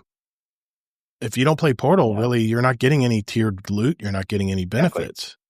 You got to realize that's how it is now, unfortunately. Do you really honestly think they would have enough time if they keep adding all the activities back in so we get everything? Do you really think they would have enough time to test every activity with the new mod changes? No, because they haven't even been able to do that in the past when they had more employees, and now they have less employees. So don't worry, Taja. I'll make the correction. TechSec armor has to be kinetic damage, not kinetic slot. So if you have a stasis weapon, it doesn't count. Thank you for reminding me about that, Taja. The TWID. I don't know if you're going to add that into the TWID. No, I'm just going to add it now. But yeah, not the TWID, the thing before. The sandbox tuning. Yeah, the TechSec armor is very good for solo ops. I think it's got some really good benefits compared to everything else out there. Okay, let's move on. Rewards, new weapons, armor, set bonuses. They mentioned in the preview, the sandbox preview, the Mida mini tool, the Drang, and the Haliatus, which is a high impact rocket launcher strand, is being added in the shared pool. In Trials, they're bringing the Burden of Guilt, the adaptive fusion rifle, which is stasis, and ever-burning Glitz, a rapid-fire auto rifle kinetic. That sounds fun. Iron Banner, I'm really pissed. Finite Impactor, an adaptive hand cannon, solar hand cannon. No. I want more weapons in Iron Banner. I don't care about hand cannons. You need to give us more variety of new weapons coming to Iron Banner. One freaking hand cannon? I'm disappointed, Bungie. I'm disappointed. Pinnacle Ops. It's all about you. I bet a lot of people are happy about this, actually. Pinnacle Ops. Forced Memorializer, Precision Scout Rifle Kinetic, and the Seraphine Haze, an aggressive submachine gun. You mentioned they were trying to buff those a little bit. Stasis, so. Solo Ops, Fireteam Ops, Redacted. Crucible Ops, Redacted. Okay, I'm looking forward to that. The armor and set bonuses. Set bonuses, Despairing Souls set. I love the names of this stuff. The 2-piece gives you Ride Together, Die Together. When you pick up an orb of power, gain a brief period of rapidly decaying damage reduction. I like that. You can put up an orb generation machine and have all kinds of good damage reduction. 4 pieces of it. I mean, it's labeled too old for this. Defeating a powerful combatant with a finisher grants you special ammo progress and replenishes a small amount of health. Okay. I already have, finishers, weapon mods I can use to get an overshield when I do a finisher, but now I'll get a little bit of health and my special ammo progress will go forward. Okay. I'm okay with that. Redacted Crucible Ops, redacted Iron Banner, and redacted Raid. So we got 3 new things of armor. That I am excited about. Iron Banner always has fantastic looking sets, so we'll see what they're bringing out in Ashen Iron. New Pinnacle Ops. They're going to be bringing these dungeon layers in. Only 3 of them, so keep your pants on. Pit of Heresy, Beneath the Necropolis, Duality, The Nightmare of Galron, and Warlord's Ruin, Helfin's Vengeance. They also mentioned there's a little bit more here that they're adding. For 2 weeks, starting in Ashen Iron 9.9 to 9.23, we're making all 3 of the original dungeons available to all players. Once this period ends, the dungeon layers for Pit of Heresy, Duality, and Warlord's Ruin will remain freely available in the portal. These are the activities, not the full dungeons, guys. If you prefer to farm dungeon-specific loot to fill out your location in the portal, you can customize dungeon layer activities and toggle the new boon modifier, Classic Collector. This modifier will ensure that legacy dungeon rewards will drop in addition to portal rewards. These will be available to all players during the first 2 weeks, but then it's back to the dungeon keys if you want to earn more. So keep that in mind. Ashen Iron launch. A few more extra things here. Fire team power will no longer adjust your score when below 300s. This means when playing with friends who are lower power than you will improve your rewards. So it'll encourage you to play with people who are trying to power up. That's good news. A discard action has been added to portal engrams when in the Postmaster, allowing quicker dismantles if desired. I like that. It's a good quality of life there. Renegade launch. This is, into the future here. When Renegades launches, all legendary gear from the season Reclamation, Edge of Fate, and Ash of Iron will be included as part of the season Lawless featured gear.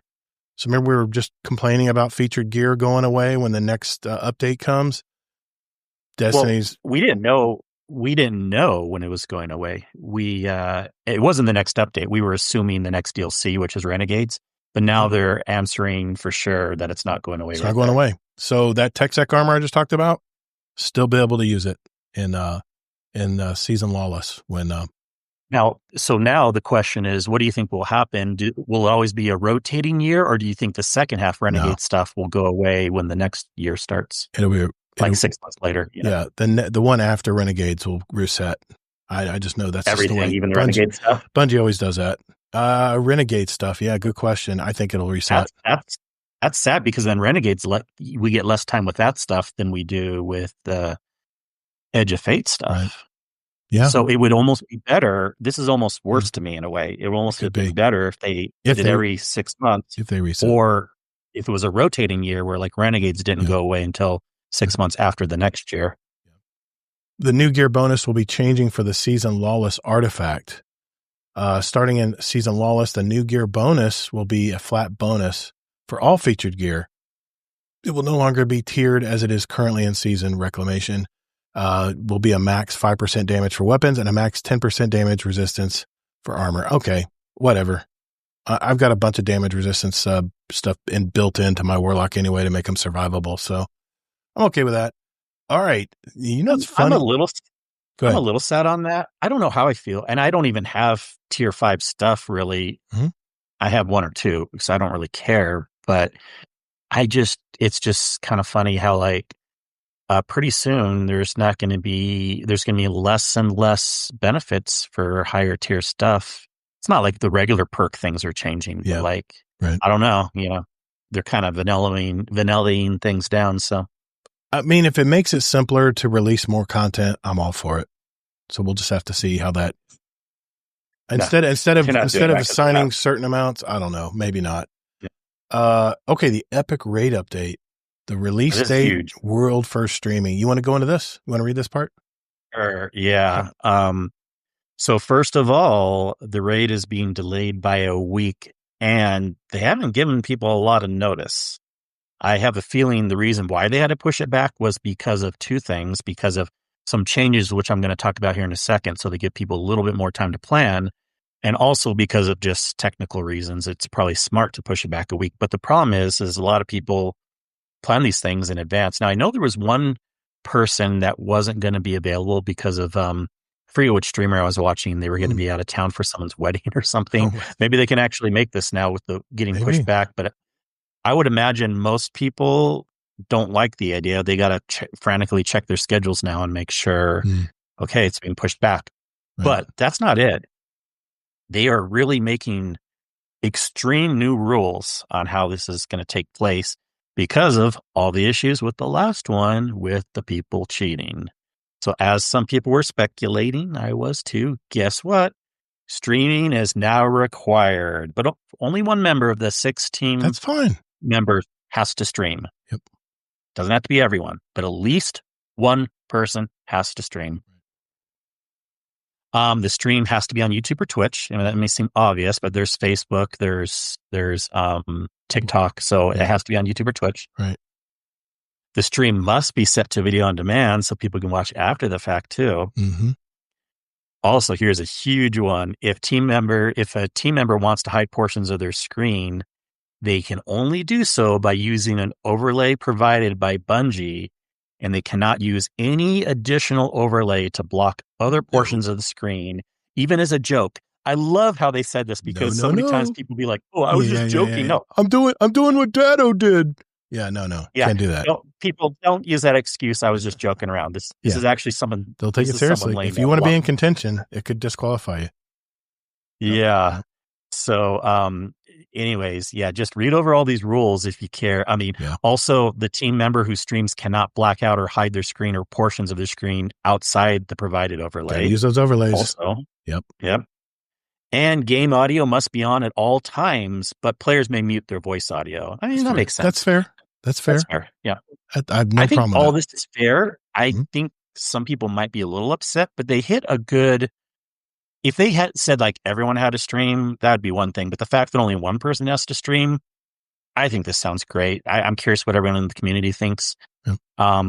If someone's against this, but hey, a lot of other games were already doing this for their like competitive things. And if you want to actually win a competition, be in that race. Now, you don't have to do this just to get the contest mode clear, but if you want to be in the actual race for World's First, you have to stream.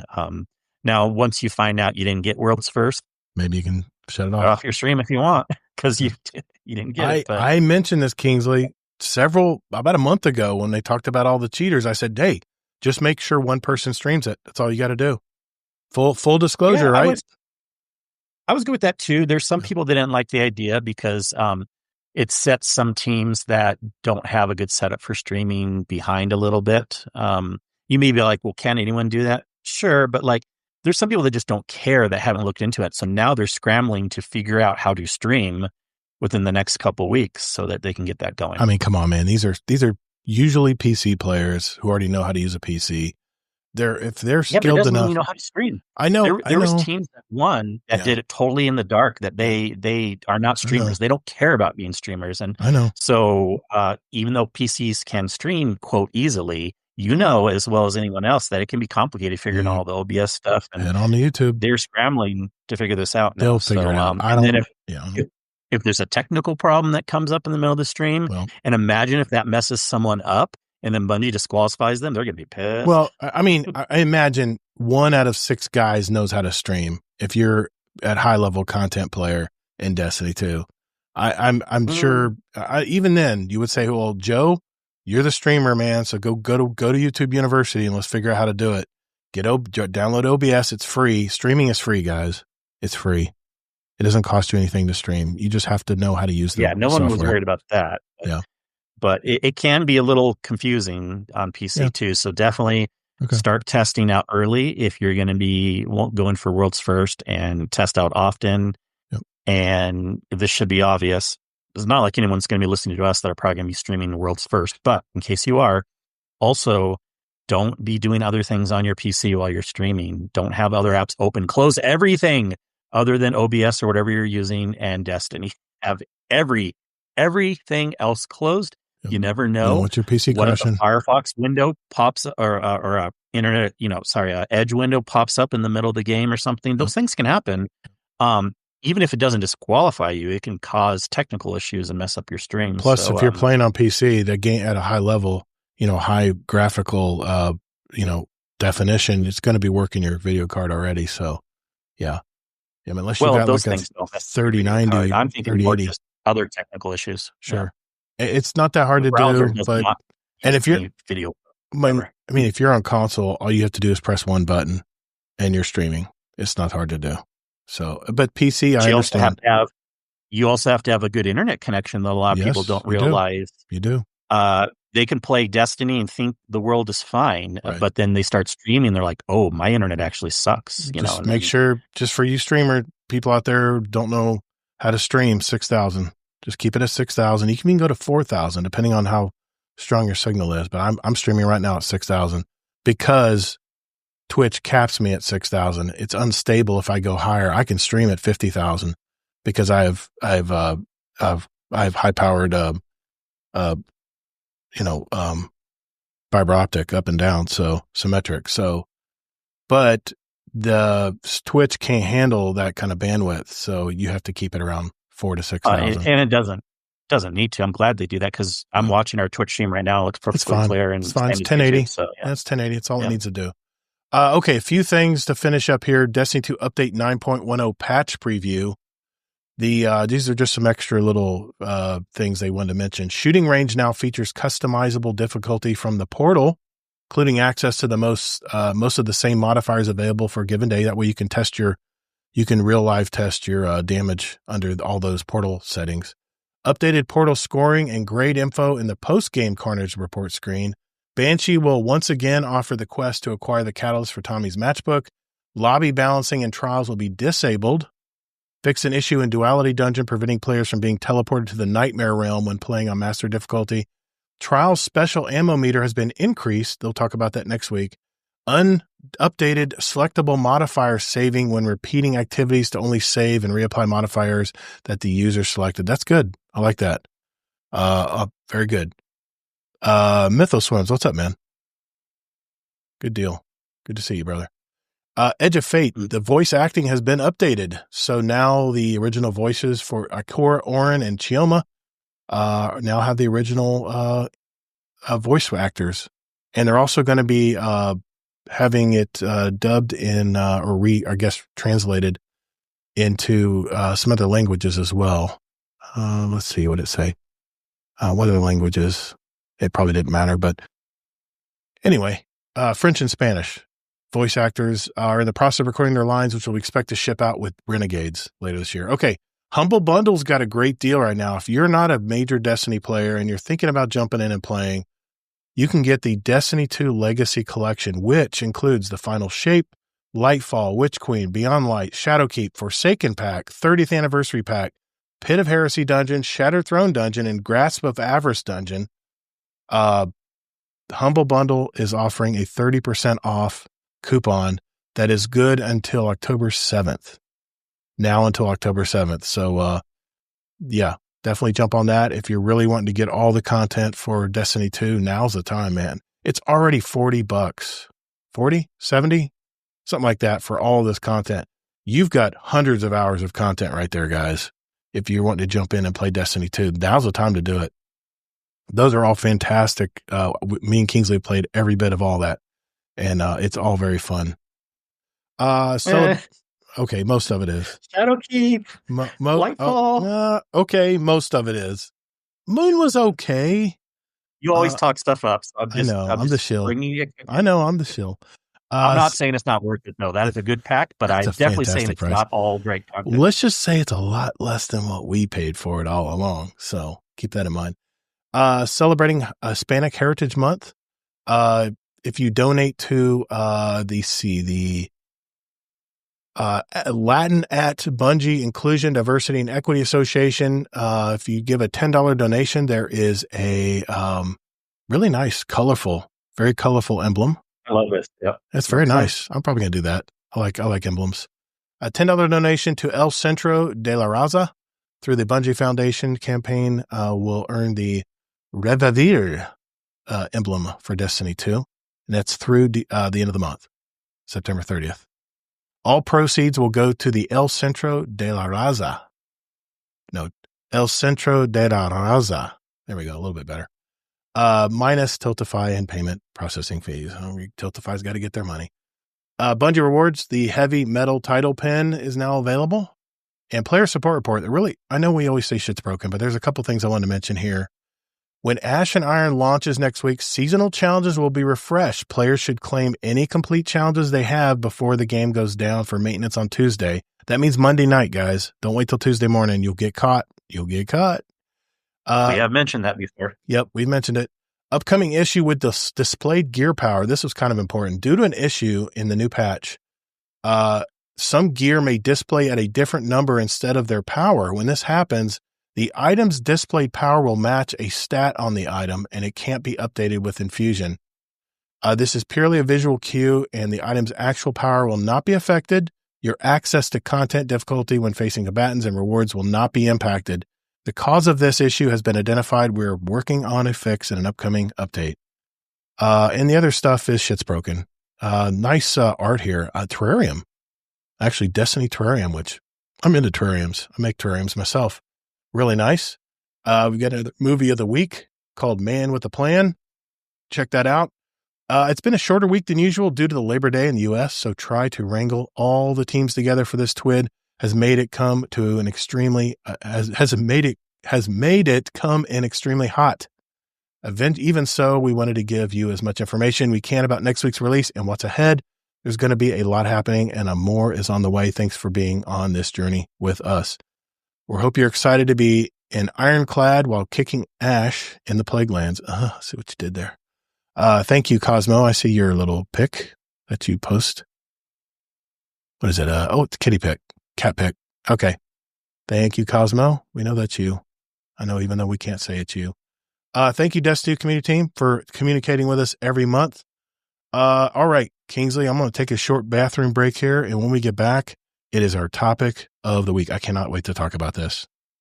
Wait, I'm still talking about something. Sorry. I'll edit that out. Now we're out. I'll edit that out. Yeah. There's one thing that, there's one thing, Kingsley, you wanted to mention here. I'm sorry, man. Yeah, you told me to remember. You even told me ahead of time, and I'm in auto mode now. You had something you wanted to say. Go ahead, man. Yeah. So this has been on my mind for a couple of weeks, and this is the best time to talk about it after the Sandbox update, the TWID. We had our roundtable episode last week, but this loops back to the big hubbub a couple weeks ago with everyone being upset with the changes and stuff with Portal and stuff. And I think people are not really looking at the big picture very well. We have huge power creep in Destiny 2 right now. You may see like, so what? But like, I was going back to playing Destiny 1 and I noticed that me and Max, and compared to what Destiny 2 is right now, the problem with power creep is if you never nerf or bring things down, it can run into technical problems where you have to just keep moving things up only. And notice how GM stuff is seeming easier now. Mm-hmm. Now they're making an ultimatum level. What are they going to come up with next? Ultimatum starts getting easy. Another level. Pretty soon we're going to be like zipping around so fast in the game, having abilities all the time, and we're going to be getting used to all these things, and we're never going to want nerfs. People now nerfs. I'm talking about 2 points. There, of course, was the big problems with the amount of rewards, and we don't need to rehash that stuff. But I am always big about like power per hour, make it even. And you can't only just buff things. Sometimes you have to nerf things too. But then this came up again because of the Sandbox article a few days ago. And it seemed like people were pretty upset about that one too. And it makes sense to talk about specific points, but people really aren't seeing the tree through the forest, because I went through with a fine-tune cone, and there are 27 nerfs in that Sandbox article. Mm-hmm. Well, guess how many buffs there were? Not 27. 35. What? 35. More buffs than nerfs. Really? And everyone's like, they're nerfing everything in the whole world, like. Wow. Now, I get it. People, if there's something that you really don't like, you're going to focus on that. But let's be fair here, people. They can't just only buff things most of the time. They have to nerf things sometimes too. I get that. And I know it's always hard when you give something to someone. You don't want to take it away from them.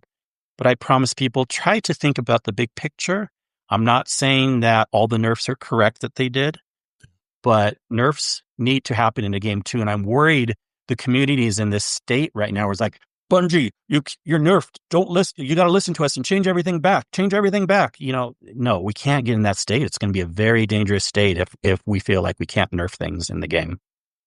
Yeah. Any comments on that? Yeah, I get your point on that, man. And another thing too is Bungie has things that they're trying to do as the game lasts longer and longer and longer, is they kind of have to top themselves every year, and now they have to make if they don't make an exotic next season that blows away any of the exotics we use in the past, then we're like, I'm not going to worry about that exotic. That sucks. So I mean, it's the fact that Bungie is always on that treadmill of topping themselves. Maybe the over delivery comes in here. I don't know, but and yet another reason why things just need to be taken away or a new game at some point. Yeah, it's funny you should say. Always top stuff. You can't always top stuff forever. Yeah. I get that, man. I do. Or you have to nerf stuff pretty bad too. Top stuff, I didn't realize there were 35 buffs. I thought there were mainly nerfs because, I didn't even include the Drang and the or the Midas stuff. If I did, that would have added like 20 more buffs to the list. Okay. So, maybe I'm looking at this wrong. I don't know. No, it's okay to have opinions on you. Like, I really didn't like, I even said I didn't like the nerf they did on the Temporal Blast. But I really feel like people are starting, not everyone, but some people are really starting to just get this like hive mentality of like, they're nerfing everything, and I don't necessarily think that's the case. And they do need to nerf things from time to time too. Well, maybe that's the way they have this featured gear set up. Maybe that's their way of getting people to move on to the newer stuff. Hazel always talked about this. He goes, man, if you don't sunset weapons, then why are you playing? Why do you even care about getting the next gun if it's, if you've already got 10 of the same kind of gun? I get that part. I do. But you have to motivate us to get that new gun. It has to be different. It has to be better than what we already have. Everyone has different motivations too. So that's so hard. It's like such an impossible task. That's true. I mean, I think that's my way of looking at it is the fact that Bungie has to always top themselves because their game is 11 years old now. And the fact that they're always topping themselves means that stuff gets a little crazier. But that's nothing compared to what game I've heard that's Destiny related this week, where they're going freaking butt wild crazy on overpowered stuff. So we'll get into that part. But I mean, it's a good point. It's a good point, man. I just it's a delicate process because people don't want their stuff taken away. The reason I hoard so much in my vault is because it's kind of like a time capsule. I still have pulse rifles from seasons long, years and years ago that I still keep because they just bring back so many great memories. I mean, I have weapons from the Forsaken expansion that I still keep in my vault. And even though I know that they probably aren't as good as they used to be, I just have so many memories with a lot of these weapons. And that's another thing too. Our weapon arsenal continues to grow, which means it's a moving target. There's more things you got to worry about. There's more facets of this game that you have to keep an eye on that don't get overpowered. And the ones that usually do get overpowered, Bungie usually slams the hammer down on them and people get all disgruntled. So. And also, it's really hard because so many people are emotional people. And I'm emotional when it comes to like entertainment, watching movies, interacting with people. But when I'm like playing a video game and stuff, I'm so logical, and it makes me not care about stuff. Where when I look at nerfs, I can truly look at it, even if it's a weapon I enjoy or a subclass I enjoy. And I can be like, even though I loved using that, it made sense, the nerf. Other people most emotional people would look at it and be like, no, they're nerfing it. Same thing with like weapons in the PvP. Like, it might be easy for you to say nerf shotguns, but it might be hard for you to say to nerf pulse rifles. And that's more of an emotional thing, I think, than a logical thing. Yeah. You want to use what you want to use. You want to use the guns that you're comfortable using. I employ people to look at the big picture and try to look at it logically. Like, even though you like something like a weapon, like an ability, say like, if I didn't like this, does it make sense on paper that it's being nerfed? That's the best way to logically answer the question. Yeah. Try to take your emotions out of it. See, I don't think the temporal blast thing makes sense. But so many of the other things, even when they have like nerfed warlock stuff in the past or weapons, most of the time I'm like, it kind of makes sense. I mean, sure, it's going to suck a little bit, but I look at the big picture. I'm like, it kind of makes sense. I'm not saying Bungie can. I do also think they're making more worse decisions these days than they have in the past. So again, not all nerfs, not all buffs are the right decision. But it's a interesting thing I wanted to bring up. Bungie, read the room. Read the room. Yeah. All I know is they need to bring back inaugural address, and now. Okay, I'll leave it alone. All right, let's get different opinions. I love it though. I still got my inaugural address with 14,000 kills on it. They need to just bring that whole raid back. Anyway, all right, let's move on to our topic of the week. I'm looking forward to this one. We'll be right back.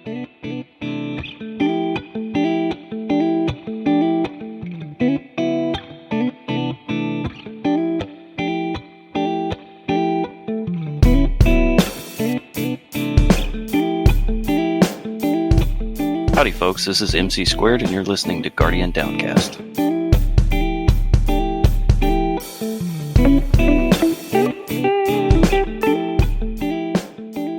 All right, for our topic of the week, everybody, if you looked at the Destiny numbers this week, they've dipped quite low.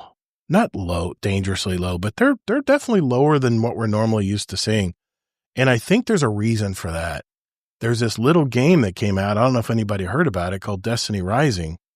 And Kingsley's going to explain a lot of things tonight that he sees in the game that Bungie needs to add into their game. But I'm going to let Kingsley run with this. I'm going to give him the talking stick. And then later on, I'm going to have some stuff that I'm going to add that I think that I saw in the game as well. So Kingsley?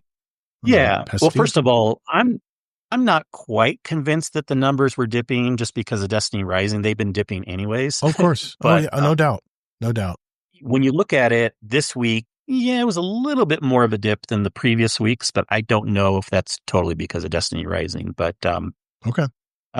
So I don't want to say, because there's plenty of people that haven't played Destiny Rising in our community. But Destiny Rising, it was a brilliant launch, an excellent launch. Basically, no bugs, millions of people trying it out.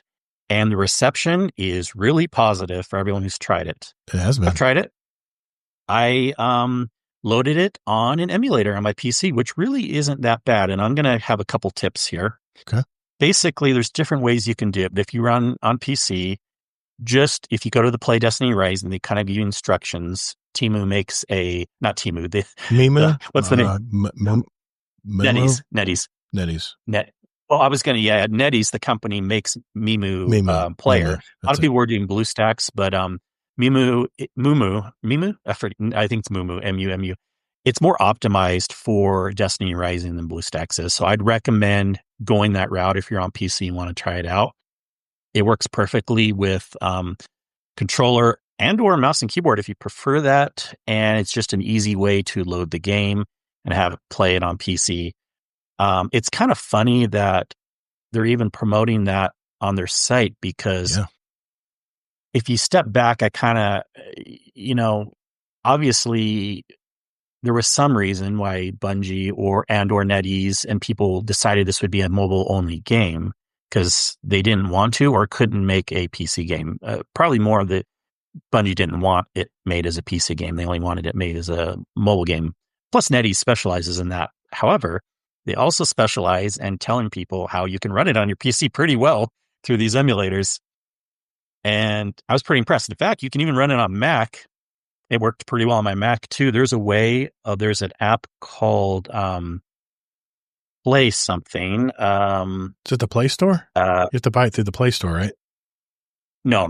There's no such thing as a Play Store on Mac. It's called Play Cover. And it's a way that you can hack iPad apps onto your computer if you have a Mac computer.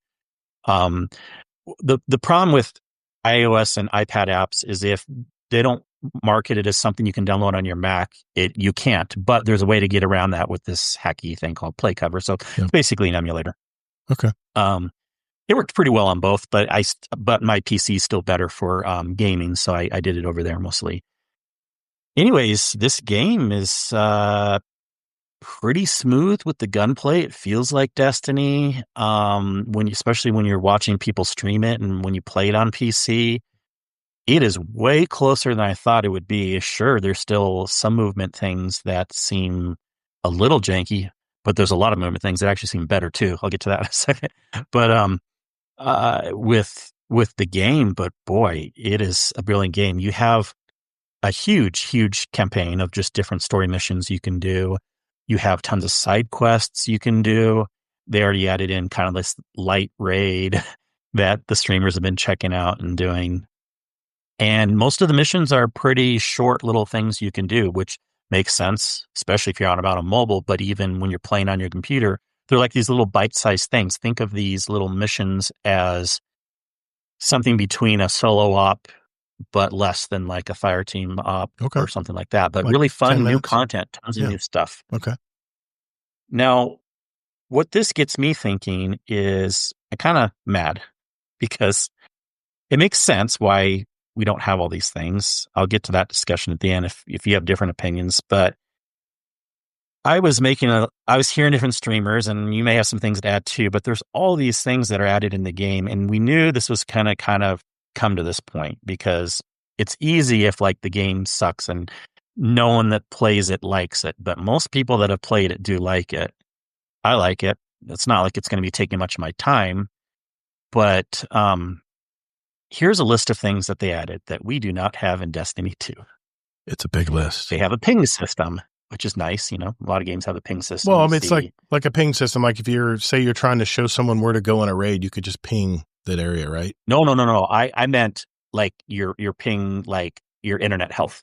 They have that too. Oh, okay. So you can't ping. You can't put a pin cushion. Oh, maybe you can, but I don't know. But what I'm talking about actually shows your signal. That's big. Battlefield does that. Yeah. Mm-hmm. Okay. And you may think that's more of a PvP thing. Well, they do have some PvP in there, but it's even good for PvE because if you're getting disconnects or things, if you had a ping system ahead of time, you kind of can get a health of your internet to know how it's going. Instead of getting Destiny servers like every few seconds, doesn't tell you anything. They have SRL for all of us that keep asking Bungie to bring SRL back to Destiny. That's one thing they actually probably could do without breaking the whole game. I don't know why they haven't, but they have that in Destiny Rising. Cool. They have clan housing where you have a clan and you can build up your whole area how you want with like different looks and feels. And it's like a hangout area. You can be hanging out there with, instead of just going to the tower and everyone sees the same tower a million times over, you actually have your own little private area where you can customize how your clan housing looks. And also, just to add to that, Kingsley, your clanmates can upgrade it. I mean, that's fascinating. And people are like, well, why should we care about housing? Because it's something that brings your clan together to do stuff together. Right now, we can get engrams and stuff through our clans, but that's about it. It'd be nice to, I don't know, Kilvin come and add some solar panels on this side of the clan housing, kind of spruce it up a little bit. Maybe I'll give us more light over here or something. I don't know how detailed it gets, but it's upgradable through clan members. That brings people together, man. Go ahead. You know how it also brings people together? Another clan system that they have is if someone in your clan is online at the same time as you, and even if you didn't talk about it ahead of time, if you go into like a match-made activity at the same time, that's amazing. It'll put you together first. That's amazing. Rather than just randos.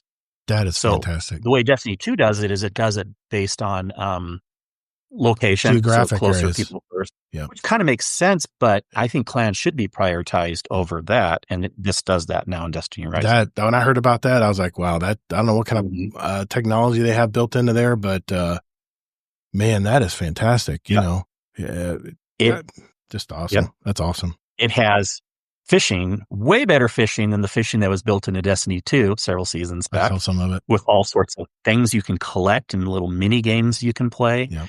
Triumphs and bounties and collectibles just for the fishing part. It has a roguelike card game also where you can like battle against people. So again, you're done doing the activities in the game. You can play little card battle games in the game that are unlimited, and it can give you tons of great actually loot. Yeah. If you win your card battle game, it gives you like some of the highest level You get some mythic gear, I heard. materials and mythic stuff. Yep. Mm-hmm. And I heard you can play NPCs or you can play other players. And from what I've heard, it's actually not a bad card game. I've just recently gotten into card games, and they're a lot of fun. They said it's a real fun card game. That's awesome. Other games have had card games in it, like the Star Wars Outlaws game has a really fun card game in it that I like playing. Okay. It has a true roguelike mode where Destiny keeps claiming they're going to have a roguelike mode, but they actually built it into Destiny Rising. Yep. It has dual wielding weapons. Yeah. It has mythic rarity to weapons, so an additional tier. So like we have legendary and then exotic. Well, there's legendary, mythic, then exotic. A lot of games have that too. Like I'm playing, the Division 2 and other games, and they have additional tiers. Borderlands has additional tiers too that Destiny doesn't even have. Right. It has a way, way, way better new player onboarding experience That I heard than about. Destiny does. That's fantastic. I saw how good this is. So like when they talk about, they're teaching you about champions and how to stun them. What it does is when you first learn about it, and you can skip through it if you really need to, but it takes you into a separate little instance. It almost looks like a little firing range as a champion in front of you. It first makes you use a weapon that's not as good to take down the champion, so it can teach you why that's not as good. You're taking it down, and that stuns the champion. You're like, okay, whatever. And then the game's like, now it's going to say, now try this weapon, and it puts it in your hands. And then you see that you can take down the champion better. So you actually learn right then and there what weapons are better to deal with certain champions. Can you imagine if that was in Destiny 2? It's just fantastic. I mean, just basic mechanics. I mean, other than here's a 5-minute video, watch it, and then we'll try to highlight some stuff for you. And people are like, what does that mean? What's this highlighted square supposed to mean? I'm supposed to read it here. Okay, it does this. I don't understand what that term means. Okay, whatever. Moving on. So yeah. I have a few more things, but there's a lot of things there, as you can see. Oh, I got a lot. It has so much info about weapons. Like when you go in, it tells you all the trait info, and it has weapon reviews in game. Yeah. So you can see what all the traits mean without having to go to like Armory or DIM or D2 Armor Picker, all these things. And you can see reviews right there on what you want to do. If certain traits are good, if certain weapons are highly, reviewed by people. It has Gambit that is 1,000% better than the Gambit we have in Destiny 2. Oh, I heard about this. It has a Gambit.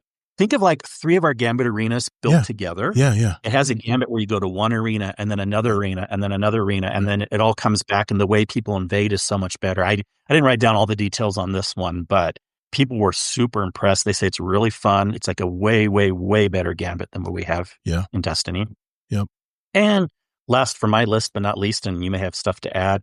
This is just a fun little one, but animated emblems. Why not, right? That's fun. So, your emblems that you have and stuff, I've been crying out for forever. They can actually move and animate and stuff. So I've been crying come on, man. I came from Call of Duty. I mean, you have emblems on top of emblems. You got crazy flashing emblems all over the place. And, dude, you'd be surprised what us gamers will do for a fancy emblem that we can show off to our friends when we group up for the night. Coach Weed, I just want to mention, he said the game reminds him of Gwent from The Witcher. Hey, be careful to say the word Gwent, or you'll attract Admiral Nips. That's a good thing. Yeah, Gwent's. I've heard good things about Gwent. I don't play the Witcher games, but I know Admiral Nips plays a ton of Gwent. I heard, this is how crazy I heard about this new Gambit. It's 3v3v3. It's like 6 teams of 3. Yeah, play against each other. That is that's just crazy. And another thing, you talked about the roguelike activities. It's called Realm of the Nine. With crazy upgrades, you can just go buck naked wild and feel so powerful. And of course, it does get challenging the higher you get. It's what roguelike does, right? But you feel powerful. While Bungie's over here telling us this is all getting nerfed and we're going to have to, cut this back, and we don't want you to get too powerful. Destiny Rising's like, hold my beer. How powerful can we get here? So that... Well, they're going to have nerfs, I guarantee, at some point. Of too. course. The It's a new game's friendly, game. but I understand. Yeah. And what was that? Yeah, the Gambit was just... I heard a streamer talking about the Gambit, and I was watching some of the pre-play of it, and I was like, that sounds fun. And I know Bungie's coming out with a revised version of Gambit. If they even just came out with Gambit Prime like they did back in the day, I might be happy. And as long as you have some maps to play, Bungie, don't give us 2 maps and say, there you go, guys, we fixed it. You got to give us at least some of the older maps or something. Give us some. It's like Crucible, man. You need to throw the maps back in, Bungie. Throw the old maps back in. I mean, the assets are there. Anyway. Yeah, you talked about the mythic rarity of weapons. They have like legendary, mythic, and then the exotics. They have actually 3 levels of weapons, which that, that got me all buzzing. They have MVP at the end of every match. Oh, yeah. They have MVP show-off stuff, which I know it doesn't mean much, but if you're playing with your friends, it just gives you bragging rights, and you can shit all over your teammates and tell them they weren't good enough and get better and get good. Yeah, too. We Yeah, get full sick stats. of in the raids. It doesn't hardly tell us anything. Yes. But this tells so much at the end. Yeah. Only way we can get our stats in a raid is if we have to all wipe. And it tells you what everybody did. Why don't we have stats at the end of every raid? Why do we have to go to Charlemagne bot to figure all that stuff out after we've completed the raid? There's a lot of third-party stuff that Bungie does use or that benefits the game in Destiny 2 that's built into this game. What else did I have here? Gauntlet Ops. This was amazing. Gauntlet Ops. It's a pre-raid activity, and it starts teaching you the mechanics that are tied to the raid. So it's like soft training. That is like the exploratory mode, right? They delved in that a little bit with the dungeons. They had arrows and showing you where to go and how to traverse through the dungeons if you're exploring it. And there's no revives or anything you got to worry about. That was a good step for Bungie. They need to take the Destiny Rising's lead here and jump into a pre-raid activity so you can start teaching people these raid mechanics. And then you got the Gauntlet Onslaught, which is the actual full raid encounter, which brings in those mechanics that you learned in Gauntlet Ops. And from what I heard, it's a pretty simple raid, but it's the first raid. Who knows where they can go from there. But here's what got me freaking excited to play this game. And for the record, I have not played this game. I've been watching a lot of people play this game. A lot of my friends. I've been watching some streamers out there play the game. Morgan's Prey and Legacy. It's a Gambit-like activity. It's 3-player. And the only intent for this game is farming materials. And you can focus on whatever material you need to get. So if you're trying to craft something and from what I heard, there's a ton of currencies in this game, more than Destiny 2 has. But if you need a certain thing in the game, you can just jump in this activity and just keep running it over and over again and, focus what you want to get from the activity. What a concept, Bungie. What a concept. I have to go around. I just showed you video of me going around and glimmer farming and getting my bounties done, getting my gun bounties done, and getting my, XP towards my season pass rewards. You got a whole activity built into the game here where you can start farming activities, farming your materials that you need in the game. That Division kind of does that too. Do they? Yeah. That had me excited because that gives me a purpose to jump on, watch some shows, watch some YouTube, and jump into Morgan's Prey and Legacy activity. And it's very Gambit-like from what I heard. It's 3-player. And then, of course, the Shifting Gates is the Gambit activity you talked about. 6 teams of 3. That's amazing, man. They have a PvP mode. It's only on the weekend, kind of like Trials, called Iron Bar. They have deck building aspects where you can challenge your NPCs. That was the card game, and you can win like mythic weapons. I mentioned that already. The fishing, much better. Multiple tiers of fish, and you get stuff, really cool stuff for it. The Wolf Den is what the housing's called, the clan housing. Very MMO-like. And like I said, you can earn currency, clan currency that you can put into the clan housing. Think of the bragging rights, man. We're GDC 1. Look at our clan housing. Well, GDC 2 can come along and say, well, yeah, but you guys don't have any of this stuff at the top. We had Mythoswims. He came in and we upgraded that last week with some currency he earned. I mean, you know what I'm saying? It is just so much fun, man. That just gets me excited. Animated emblems. I mean, I've been begging Bungie for animated emblems. There's, I think Astrocross talked about this. He says people have pay $300 or $400 just to get the stupid emblem to get through whatever, if it's a Trials emblem or the new Raid emblem or whatever, paying money to bring carry services to get emblems. I know Bungie's got the artists to do this, and I don't know what it means as far as bandwidth, as far as making them animated, but we already have animated shaders. It's not much of a step further. The only problem is, my final thoughts on this, the only problem I have with this game is if it was made for console or PC, I'd definitely be jumping into it. But because I have to use an emulator or have to, God forbid, play it on a phone, I have to wear readers, man. I don't want to play on my damn phone. I don't play phone games other than of course, my card game. But even then, I have to squint to see, are those spades or hearts, when I play my Balatro. But if it was made for PC or a console, I'd be all over it. Don't worry about the emulator. There's nothing. It works beautifully, smoothly. It's easy to set up. How is the input lag? No worse than what you would notice on playing on the actual mobile. If anyways, it's actually really, really close. It's not going to be exactly like Destiny because you can't, but then you can't with any mobile game. But it is way more close and impressive than I thought it would be. But here's probably the main reason why I haven't played the game yet. I'm a graphics snob. I have the means to have 4K, 120 frame graphics when I play a Raid or when I play jump into Crucible or whatever. This is a mobile game. Even with an emulator, you can only get it to look so good. And the last reason why... Have you watched the streams? I have. It actually is very good graphically. Yeah, very good graphically. But the main reason I haven't played this game...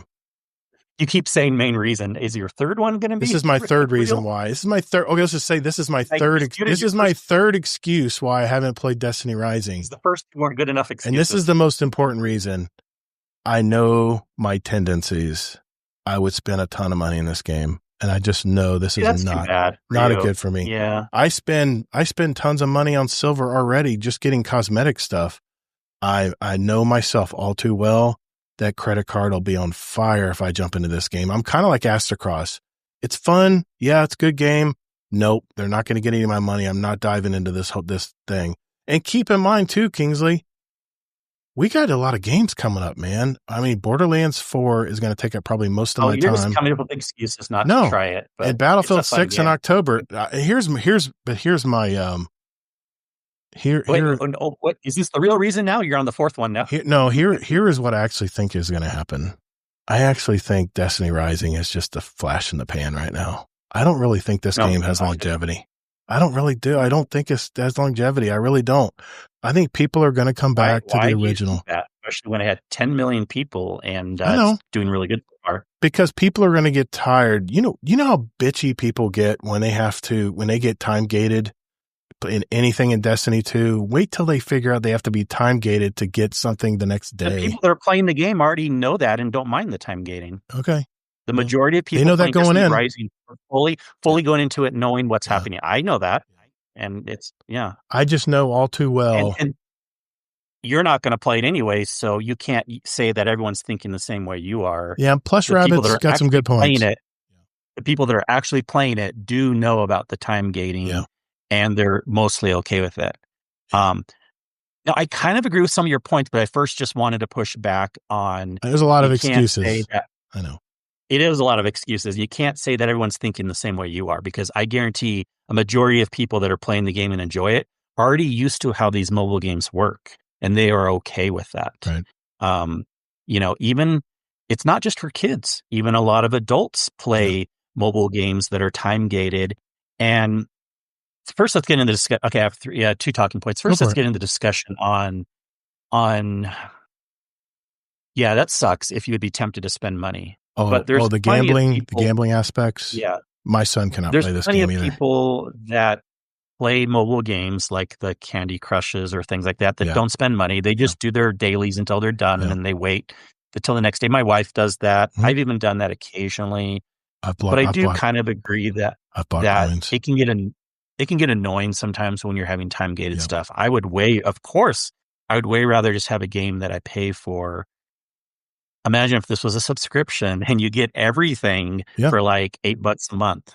Everything. Done. Well, maybe not like all the cosmetics, Done. but like everything else. There's no time gating. No problem. I'd be there in a minute. But the gambling aspects of it, having to re-roll, that's just a freaking slot machine. No, well, don't say you have to. That's you putting it on yourself. You do not have to. Okay. You do not have to. But do any of that. You play a game though. I'm going to push back.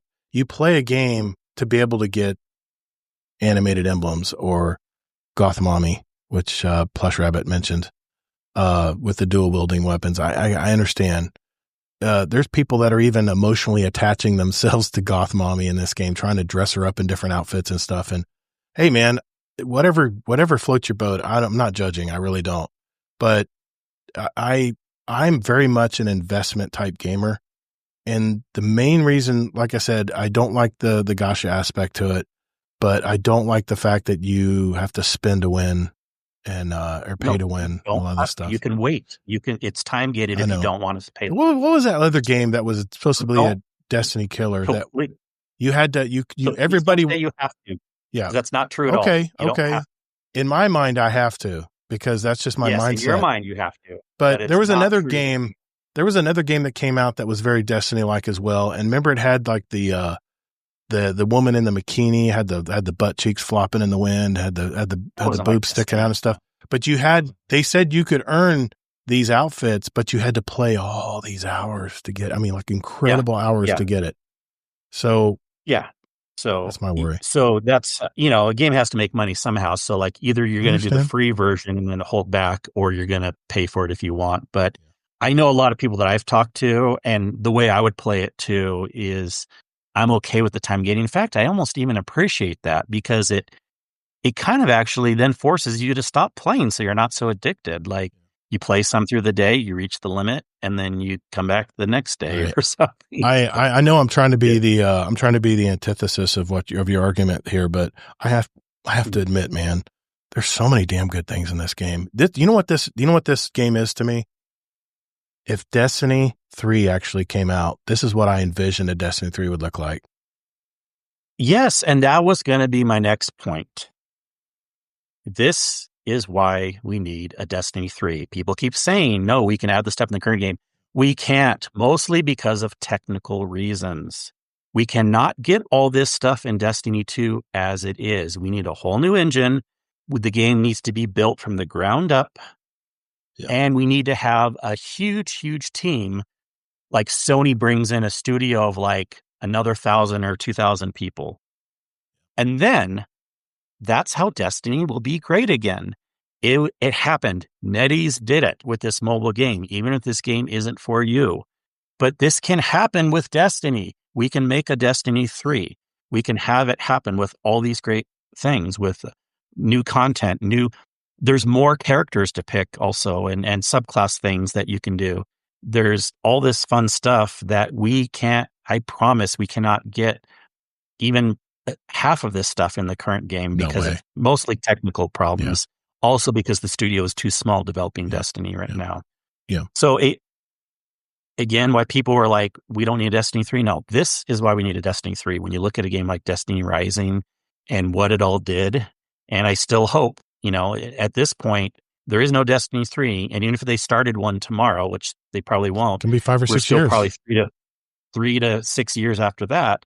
So whatever. But here's the thing. It could happen sooner if Sony dropped another couple studios on them and another 1,000 to 2,000 people. But this is also what irritates me about Destiny Rising and NetEase. They paid their $100 million or whatever for the rights to use all the stuff and that Bungie's made, but they're like the middle kid. They're like the younger siblings in the family. I'm firstborn, so I made all the fuck ups. I did all the mistakes. I'm the one that stubbed my toe, made this mistake, and they just quietly sat back. My brother and sister just quietly sat back and said, "Well, I'm not going to do that."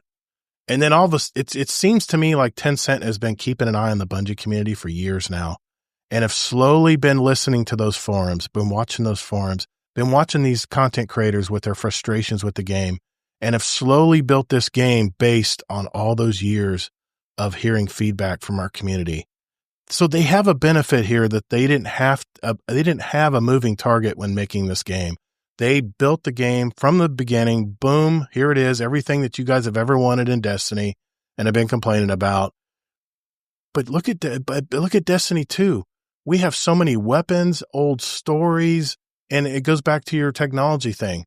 We have so many moving parts now in the Destiny 2 game. It's gotten so big. Even if you take out the sunsetting that they did on Red War, that to make any changes, it's like steering that Titanic right now. It takes way too much effort to move it just a little bit. Whereas a mobile game like this from NetEase is much more nimble. They're talking about doing weekly updates and getting DLC out. Lots, they probably got months and months of DLC already stacked out ahead. They have the advantage because of that. Well, the main reason why they have the advantage is because it's built on newer technology too. And this is, to add to your analogy, it's, you know what it also is? It's also the older person, the you person or whatever, they're not cutting their losses, they're set in their ways. And if Bungie would have cut their losses sooner and started making a Destiny 3 instead of just staying with what they have. Yep. Again, I know not everyone agrees with that, but it's just back to my point. But like, we're never going to see even probably a fourth of these things in Destiny 2. So who knows? Now, there's still hope we can get closer if they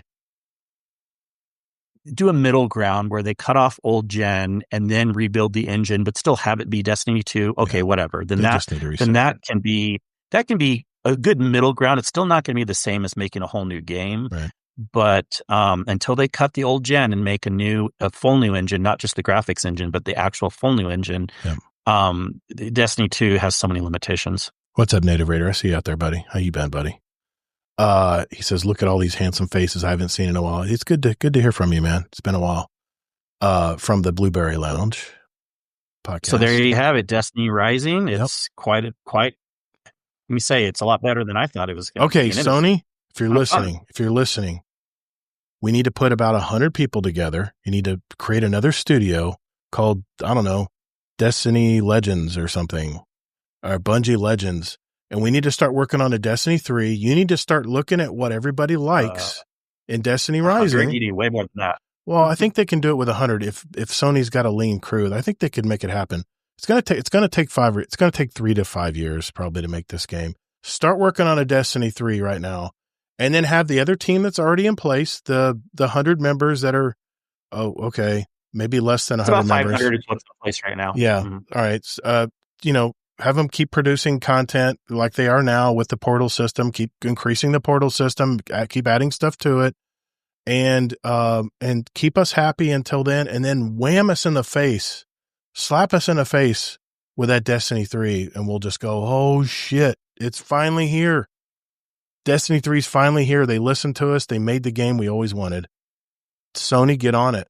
I'm telling you, this game has so much potential, and that's why me and Kingsley get so frustrated every week talking about this game.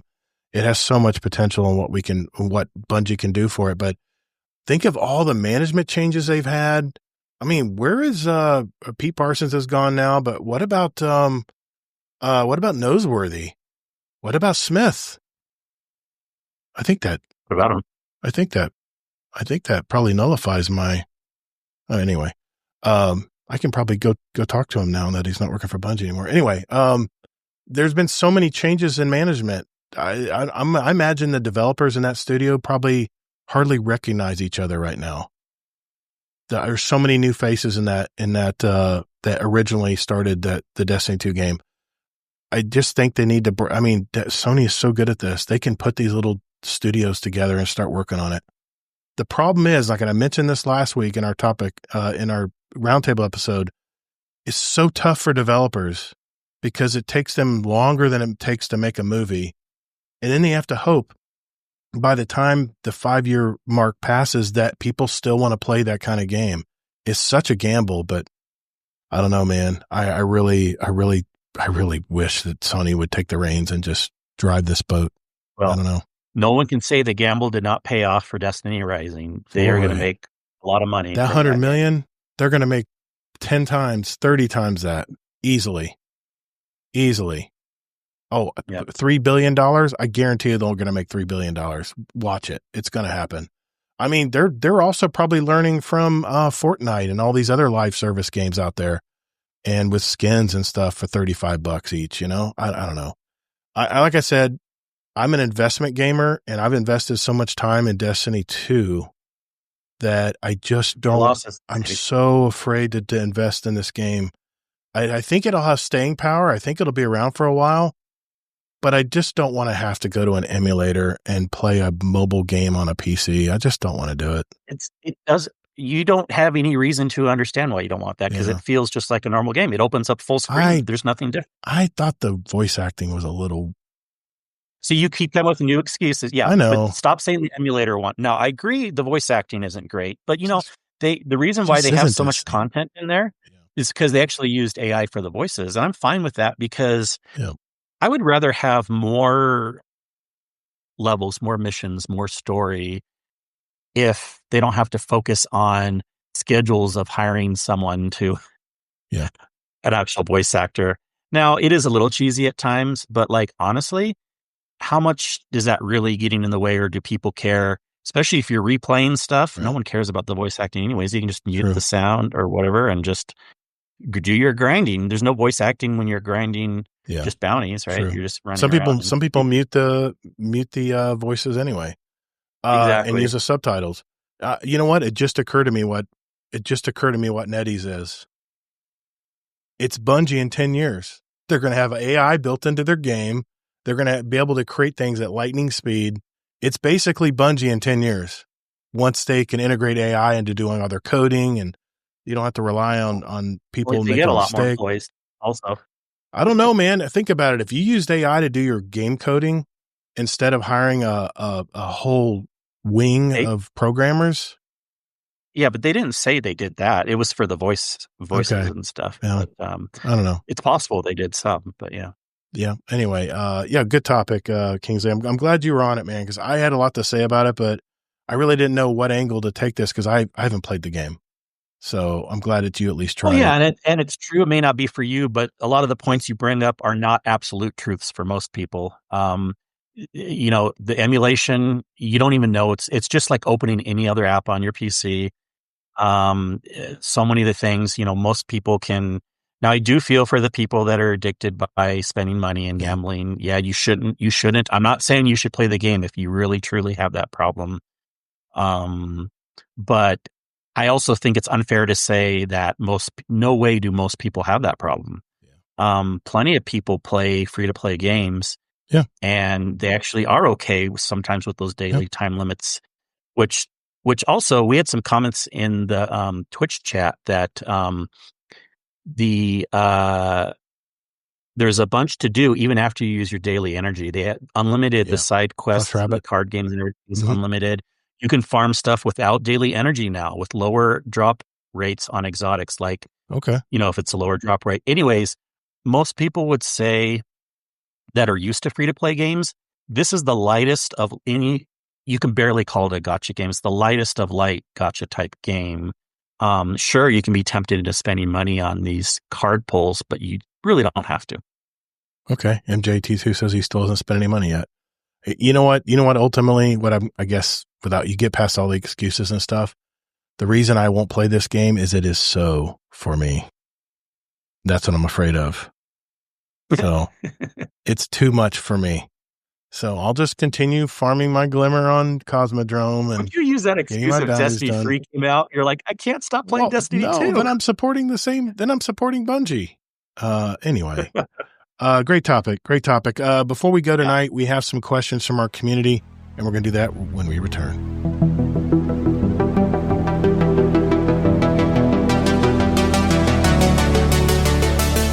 Hey Guardians, would you like to send a question for the show to us? There are 4 ways to do it.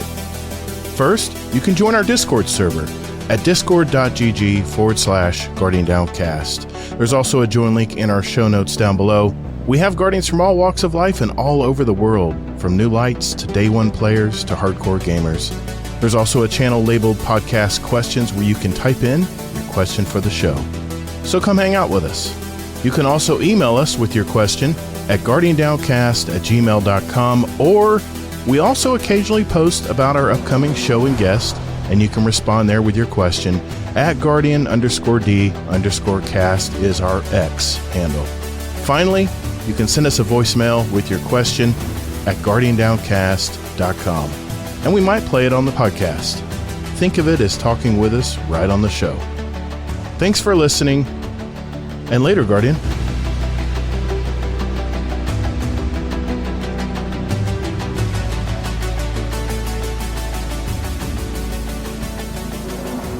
All right, boys and girls, this is the final segment of our show. This is where we get our questions from you guys. And I'm going to go right to chat first. Vanilla Gorilla, one of our new members in our Discord, welcome. From our Twitch chat, he says, this is for both of you. If each of you could have a sit down with one Bungie employee, past or present, of your choice, who would it be? And what is the first major question you would ask them? Man, that's a big question. For me, it would probably be Marty O'Donnell, because he was one of the original members of Bungie. And I would probably ask him, when did you first know that it was going off the rails and made you leave Bungie? Because I know he got ousted, but I had a feeling I think from what I hear from the past of when he was with Bungie, he disagreed with the direction that a lot of these guys were going and kind of got pushed out. And there's been lawsuits and stuff from there, but it'd probably be Marty O'Donnell for me, since he was one of the original Bungie developers. You think of somebody, Kingsley? Yeah, actually, the main original guy, Jason Jones. This is back like in the 90s when they were making Mac games and stuff only, and then they switched to making PC games also. And this is, of course, the original Marathon and some of their older games and stuff. And it's interesting, two reasons why, because I was always intrigued by, especially back then, and people that it was him and I forget the other guy's name that kind of started the studio way back. Was it Marty? Was he the original second guy? Or yeah, Marty was the third. Marty was the third guy. The third guy was, wasn't it Pete Parsons? No, he came in later. He came in later. Yeah, Jason Jones. Someone Google who started Bungie. There were three people who were just sitting making games for Mac. It was two at first, really. Two. Oh, Alex Seropian and Jason Jones. They were the two main people before they started. They are known as the co-original creators. Right. And with Jason Jones, I was always intrigued because I think about, like, this is one of these typical stories, like how Apple started in a garage in California with Steve Jobs and Steve Wozniak, or how Bungie started in their house as like, they just started making video games. These two kids, they were in their early 20s, and then it turns into this big thing later on. But what's also interesting is, more so now, I want to know what happened, because supposedly I was watching a expose on how Bungie has had issues over the years, and supposedly a lot can be blamed on Jason Jones, actually. Sometimes people that create a company, the original idea that they maybe had in the 90s isn't a good idea these days. And he's not in charge. He doesn't do anything with the company anymore, but supposedly he's still like involved as like a behind the scenes silent investor. You know what I mean? Mm-hmm. So like he could have input, but he never does. He never was in the live streams. He was always in the background. Yeah. And obviously, I mean, because they have a CEO and other people, but like he's still kind of like just like this invisible person behind the scenes that's probably just raking in money and never has good ideas anymore. And so that's why I kind of just want to know what's up with him these days, but even how he started the company back in the day. That'd be a good question to ask him. Yeah, definitely. Thanks for that question, Vanilla Gorilla. All right, we have some in the Discord here. Oh, wow. Okay. We've had some added since we previewed most of them. Okay, well, we'll do what we can. This is from ArcSeas, another new member of our community. Welcome. You both have almost touched on this topic so many times in the podcast, and I can tell Kingsley is holding back slightly when it comes up. Okay. Ripping the Band-Aid off, how do we feel about the fact that in 6 months, the grind repeats if we want tier 4 or 5 of new stuff? You can argue all you want about the fact that the seasonal bonus is irrelevant to the average player, but the tier really does make a huge difference considering it's at least in part replacement for crafting. Yes, I agree. Extra perk options to reduce RNG issues. I personally think the community will have a meltdown come Renegades going back to getting tier 2 loot with a 50+ hour grind required to get back to tier 4. You want to answer that one first, Kingsley? You want me to? Yeah, I feel like I've kind of talked about it in the podcast, but yeah, thanks for bringing this up, ArcC. I kind of think that they'll have a meltdown too. I see this coming a million miles away. That being said, it doesn't bug me. I mean, because of two reasons. If I like the grind, I kind of respect it. It's other games do that, where you kind of reset and have to start up again.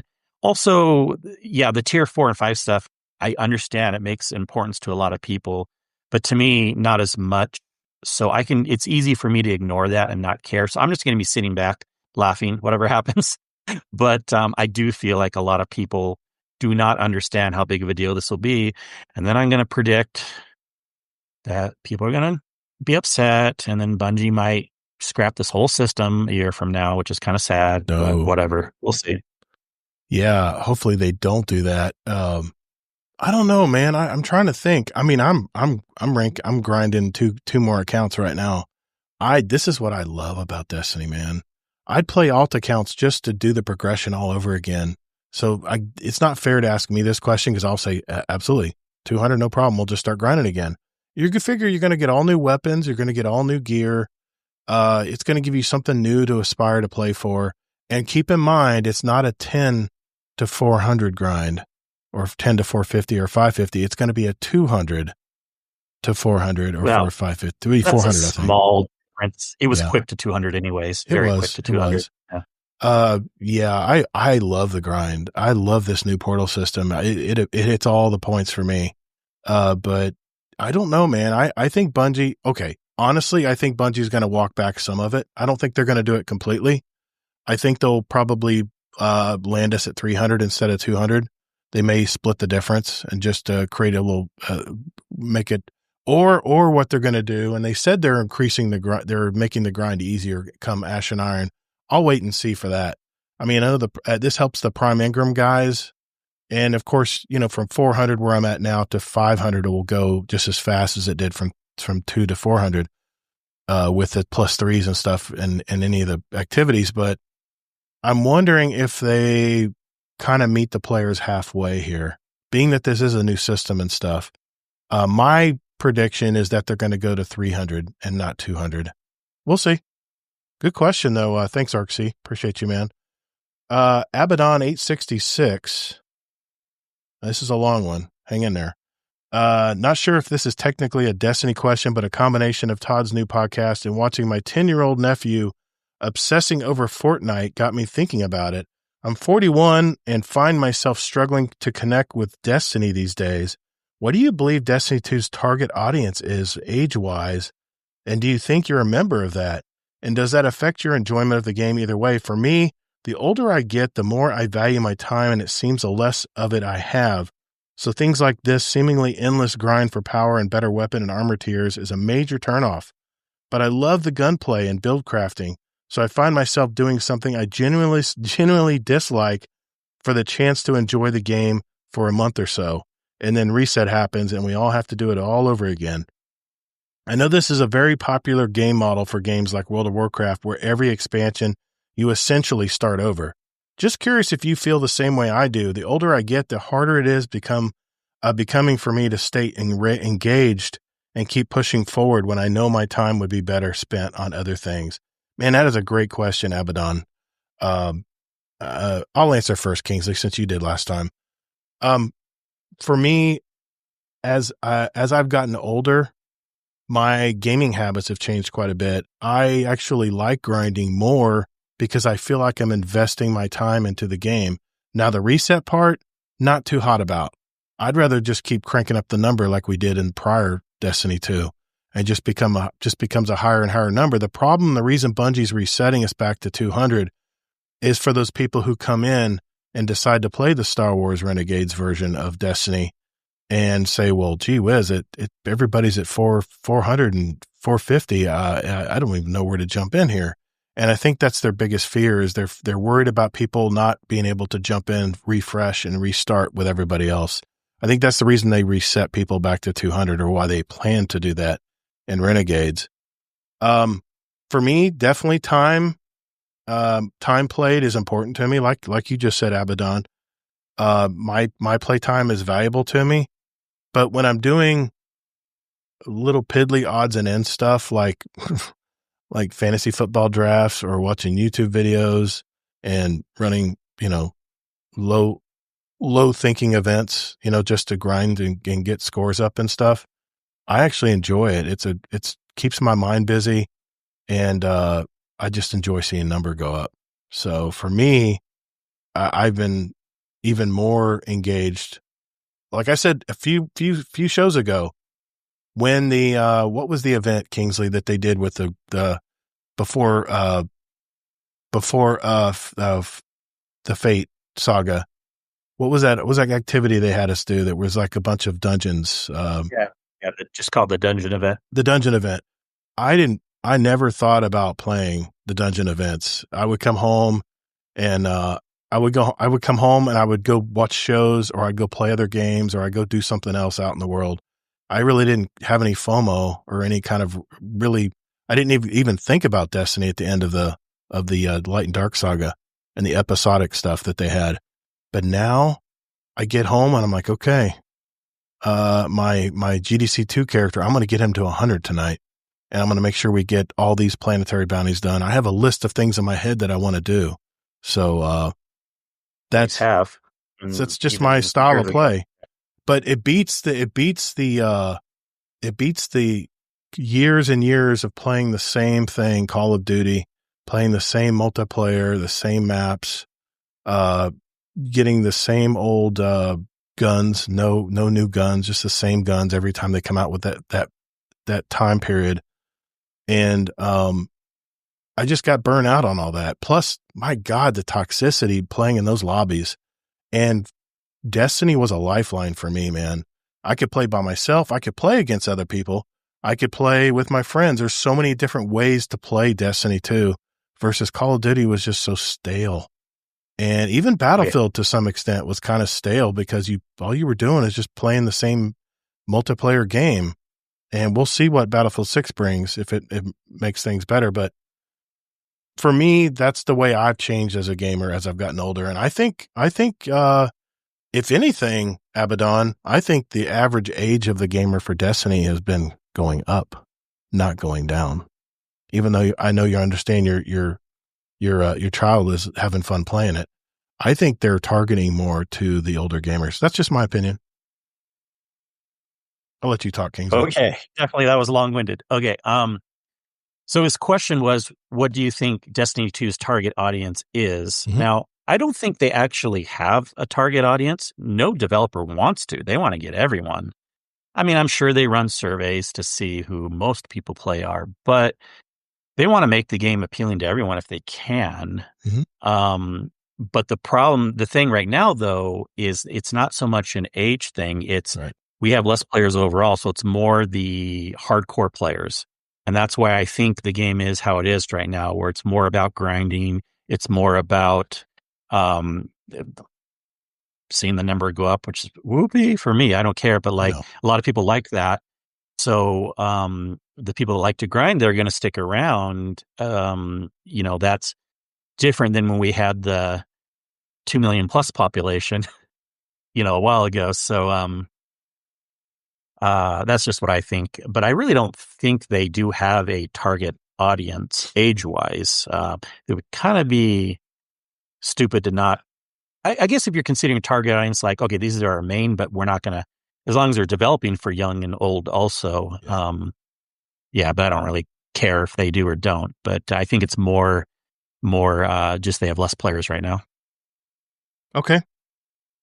Thank you, Abaddon. Appreciate the question there, brother. Okay, let's see. I'm looking at time. Okay. We have a question from Deadpool, one Merc, our Dungeon Champion patron. 2 questions for the show. Are you excited for the new reward pass in Ashen Iron? Well, we'll see.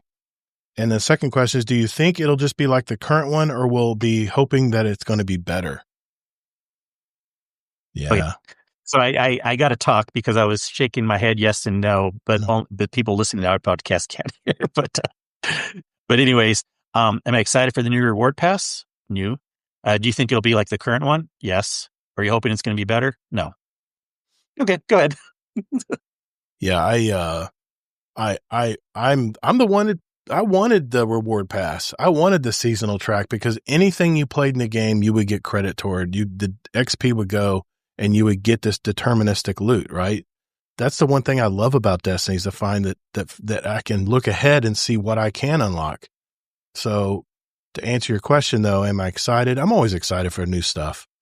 Do I think it's going to be any better? I have to side with Kingsley on this one. I think it'll be pretty much a lot of the same, unfortunately. We'll see in Renegades. I'll see if they change it up in Renegades, but I think it'll be more. Have yet. Why would they now? No. They would probably tell us if they were to get us excited, right? Yeah, exactly. Yeah. Okay, one more Destiny question. Him got a gun. 5170 says the exotic nerf this week. Hot take. That's too vague. Well, if it's about the pulse rifle, of course, that's what you're going to think. Yeah. But is the pulse rifle exotic? So it's not that.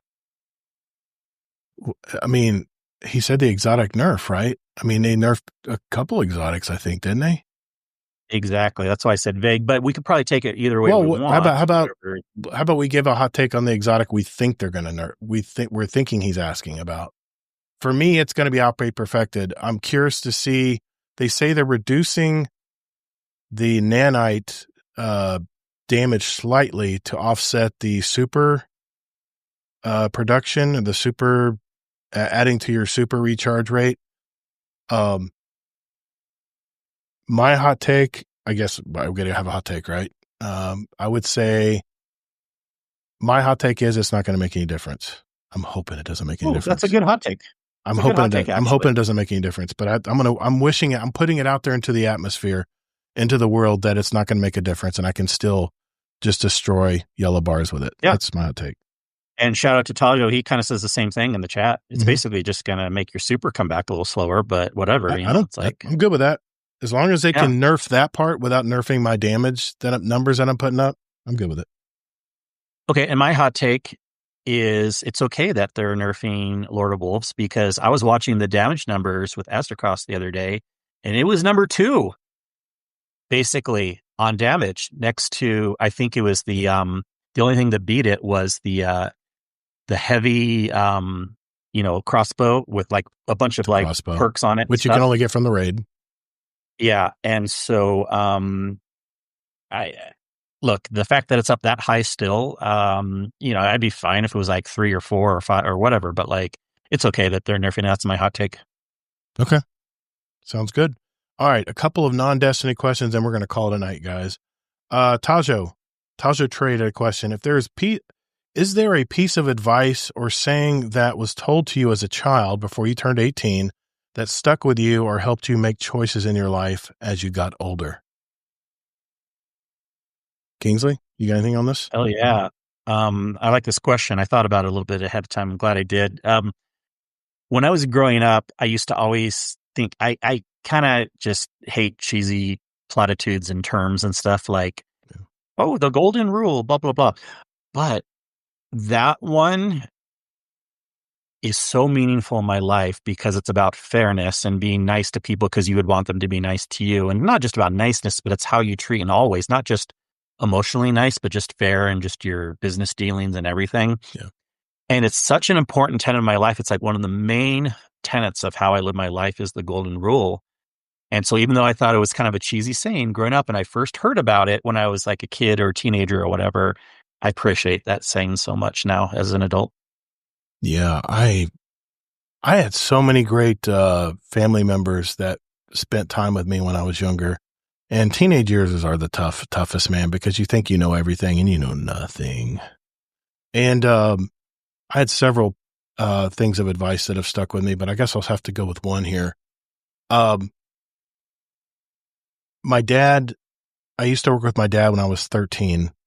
I worked in construction. My dad would make aluminum enclosures, porches, screen rooms. I mean, it's Florida. That's what we do here. we try to get away from the mosquitoes, but still enjoy the outdoors.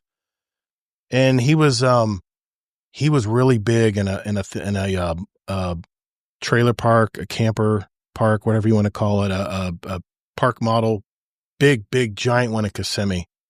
And he made tons of money in those years because everybody wanted to use him because he always did the best job. He always did the best work. And I was talking to one of those customers one day while he was working. I was only 13. All I could do was hold stuff. And I went to my dad and I said, man, that customer is really nice. He gave us water and everything. I said, we need to do a good job for him.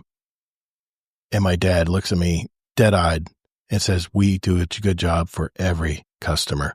Still the way I do all my jobs right now. When I service and take care of my clients to this day.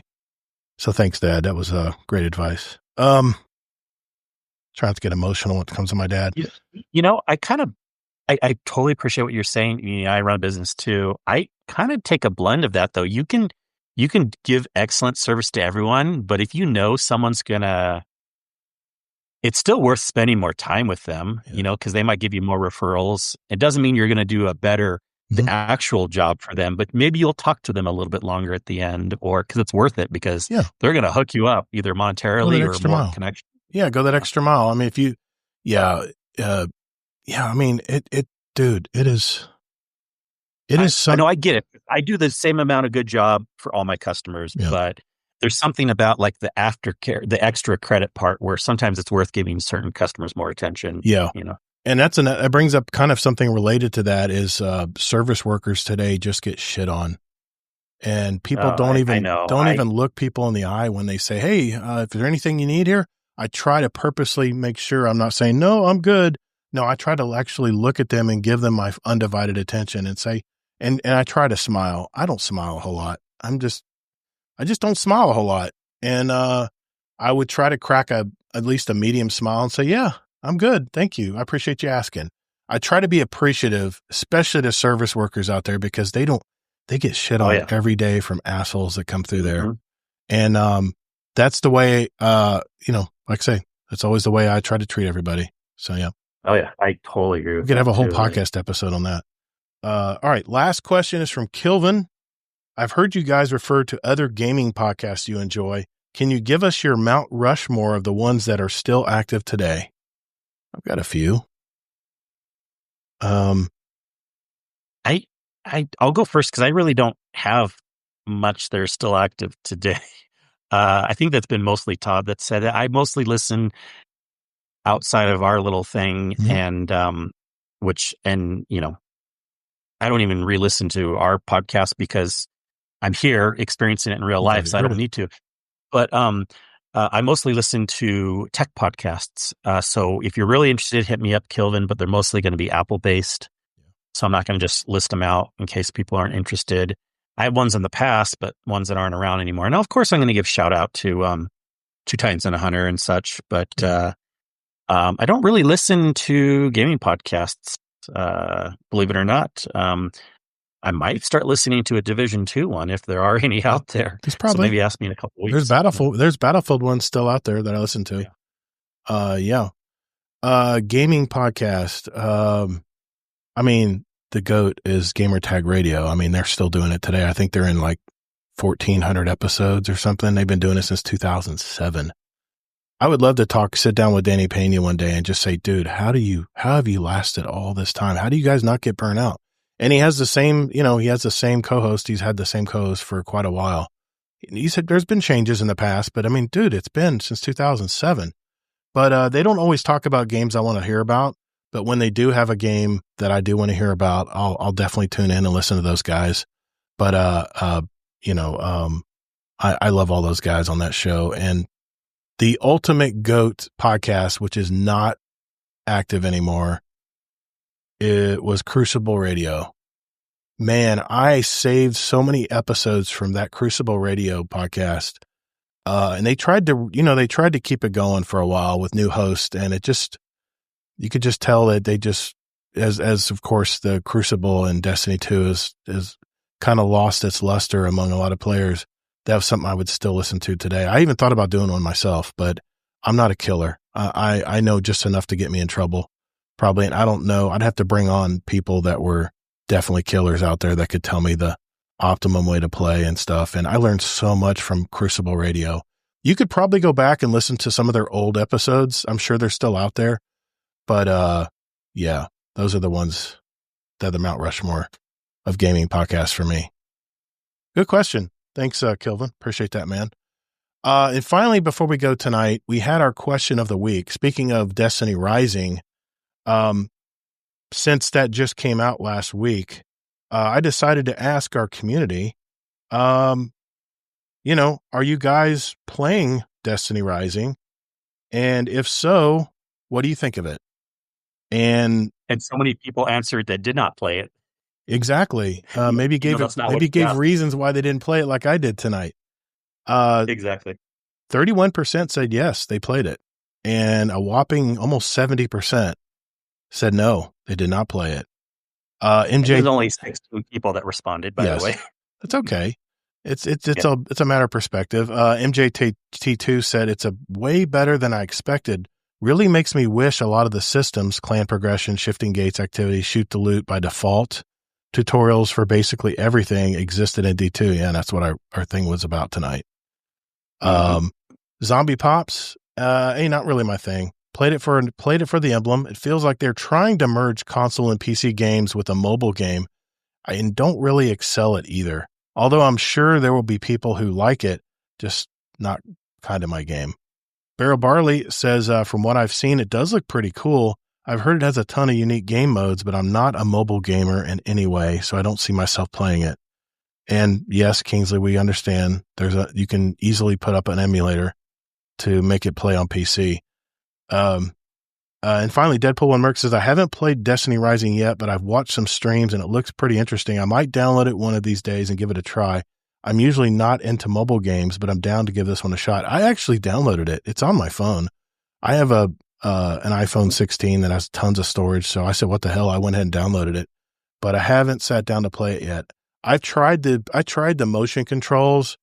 Nah, it's too many. My thumbs are in the way too much, and it just ruins the experience for me. No point trying that. I tried the controller too during the test beta. I tried the controller, and everything was very smooth to play on controller. But unless you have one of those controller mounts that you can mount your phone on the controller, it just was really awkward to play. And I guess everyone's doing it is the emulator. The funny thing is probably more people are playing it emulated that I've talked to than on their phone. Yeah.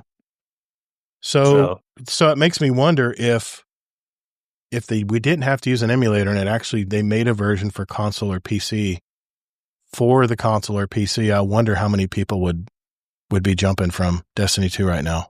Oh, well, I mean, sometimes it still wouldn't be as much as you would think because, again, the emulator doesn't mean anything, people. It runs perfectly smooth and it's easy to set up. And then, in fact, like Plush Rabbit says in the Twitch, and I went over all this stuff, it runs really well, 120 hertz. Okay. You can do all the up to 4K, all that stuff. Nice. So it doesn't look like a mobile game on the PC. Okay, I take that back then. I didn't know you could do that. Yeah. Oh my gosh, I was trying to tell you. I know. I don't listen half the time. My wife says I never listen. Yeah. But even if, the thing is like, I think most people would still be playing both, because there will still be back to the thing. Like most people probably won't want to be spending the money or shouldn't be spending the money to do skips, so that there will be, sure, you can do the extra credit things, and you can do the side quests, unlimited grinding, but it's still not quite the same. It has a different feel still. Right. So it wouldn't take away as many people as you think. I think we would just spread our time between both more. And already people are doing that. I see a lot of people in our community playing both. It's not really taking people necessarily away from Destiny 2 per se. So, Right. Like I said, I'm too worried about, I know myself all too well. So I'll just put my head down and keep playing Destiny 2. Maybe one day I'll pop it off for shits and giggles and just put the emulator on and see. I know you can go to the website and it'll show you step by step how to do it. Another reason why Bungie needs a really good system to get people into their games.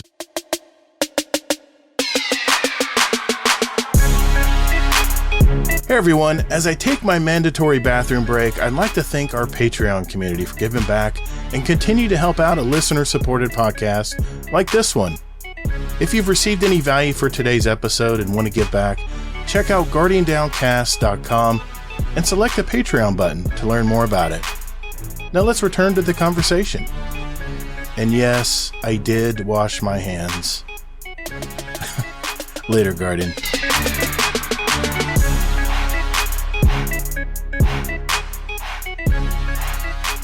Hey, speaking of our supporters of the show, I'd like to give a special shout out to all of our Patreon community. Everybody that contributes, every little bit adds up and goes right back into supporting our community and running it. And we appreciate you. A special shout out to our Dungeon Champion patron, that's Deadpool1 Merc, and a thank you to our highest level patrons out there, our Raid Boss patrons. That's Jealous, Frostbite, and Amazing Taco King. Remember, all of our Patreon funds go right back into our community. Some final thoughts to wrap up the week. Destiny Rising seems like a game that Bungie would make in several years in the future with all of its features that Kingsley and I laid out in today's podcast. Watching streams gets me very excited to play this game, and maybe, you know what, I eventually will. But if you've listened to this podcast for years now, let's be honest, I only play Destiny. And by that, I mean Destiny 2. Been playing the Destiny game for 11 years now, and my only hope is that Bungie will make the needed changes to this game by listening to their community, not being tone deaf, and also watching what is getting players excited in Destiny Rising. It's time for Bungie to reevaluate their game systems and do a gut check and ask themselves, is this still working for us and our players? But what do you think? Let me know in our Discord Guardian Downcast feedback channel. It's discord.gg/Guardian Downcast. You don't have to be an expert at the Discord app. Just download the app or go to discord.gg/Guardian Downcast. You'll get the automatic invite. And remember to say hi. You'll probably get some welcomes when you come in. So don't hesitate to jump right in with us like-minded Destiny gamers. Or you can send us an email, by the way, at guardiandowncast@gmail.com. Or let's hear your voice by leaving us a voicemail. Just go to guardiandowncast.com and hit the record a voicemail option. Hey, before you go, check out my brand new podcast, 50 Years Experience Required. It's on all the podcast apps out there that you normally use. In a nutshell, it's about personal stories and experiences that I've kind of learned all my lessons in life from trial and error. And why should you go through the same trial and error when you can be that middle and younger kid in the family that learns from their older brother and make the same mistakes?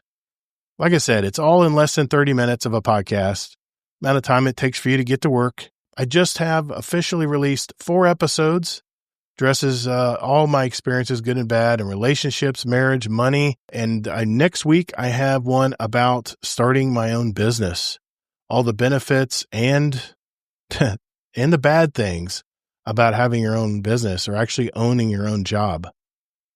That should be out this week or next week. Just keep an eye out for it. All you have to do is search for 50 Years Experience Required.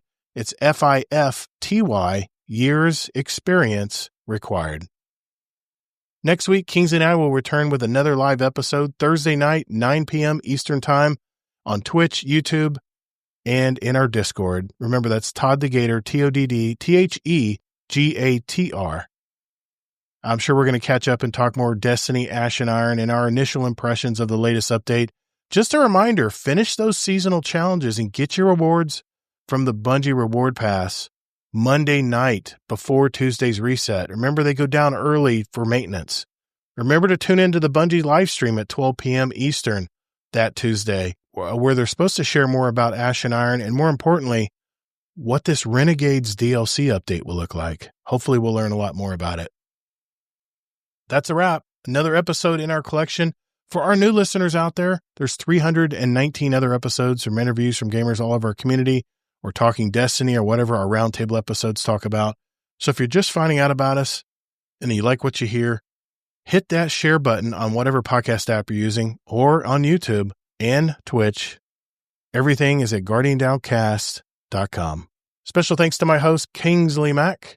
I'll have his links in the show notes if you want to follow his socials. You can contact me, again, Todd the Gator, across all the social and gaming platforms. Remember, as you're playing Edge of Fate, take breaks, get outside, and touch some grass.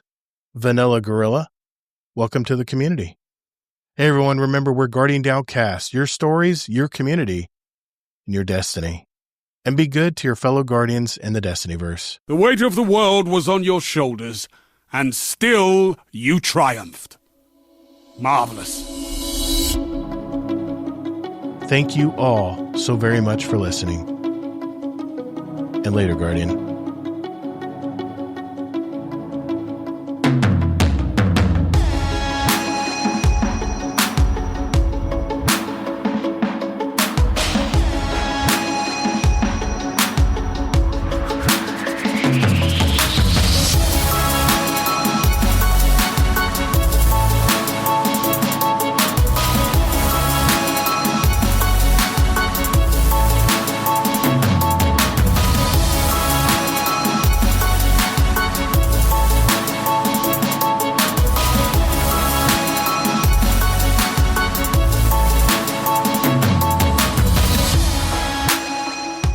Anyway, thanks everybody for coming tonight. I want to thank everyone who stopped by and joined in on the conversation, especially. We love that interaction. That's the reason I love doing live shows.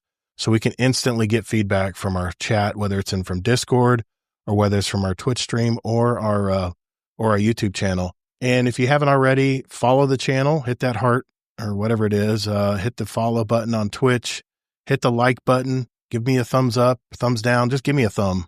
Even if they had a middle finger, you could do that too, but just a thumb up or down.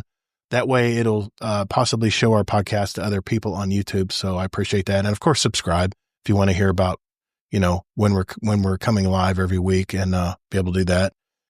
Kingsley, where can people find you, sir, if they want to communicate with you? In the Discord. Nothing else to mention. That's the best thing. And we have discussions there all the time. So look for me as Kingsley Mac in the Discord. Thank you, sir. And that's it. I'm Todd the Gator, TODD, THEGATR, YouTube, Twitch, even on my, all my Bungie accounts, just different numbers. 7359 is my main account. If you want to send me a friend request, I think I have room for that. Anyway, thanks everyone for hanging out, and we will see you guys next week. Ash and Iron, it's coming. Have a good one.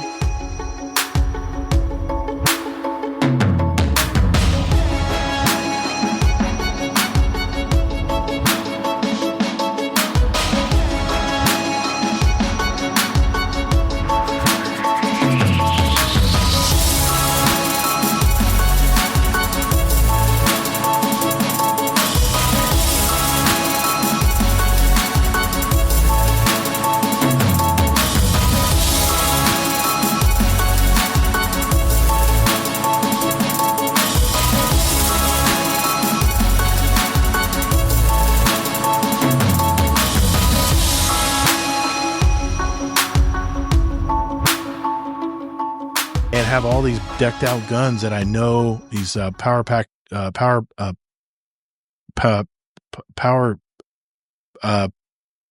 was it punch a power pack? I can't even think right now.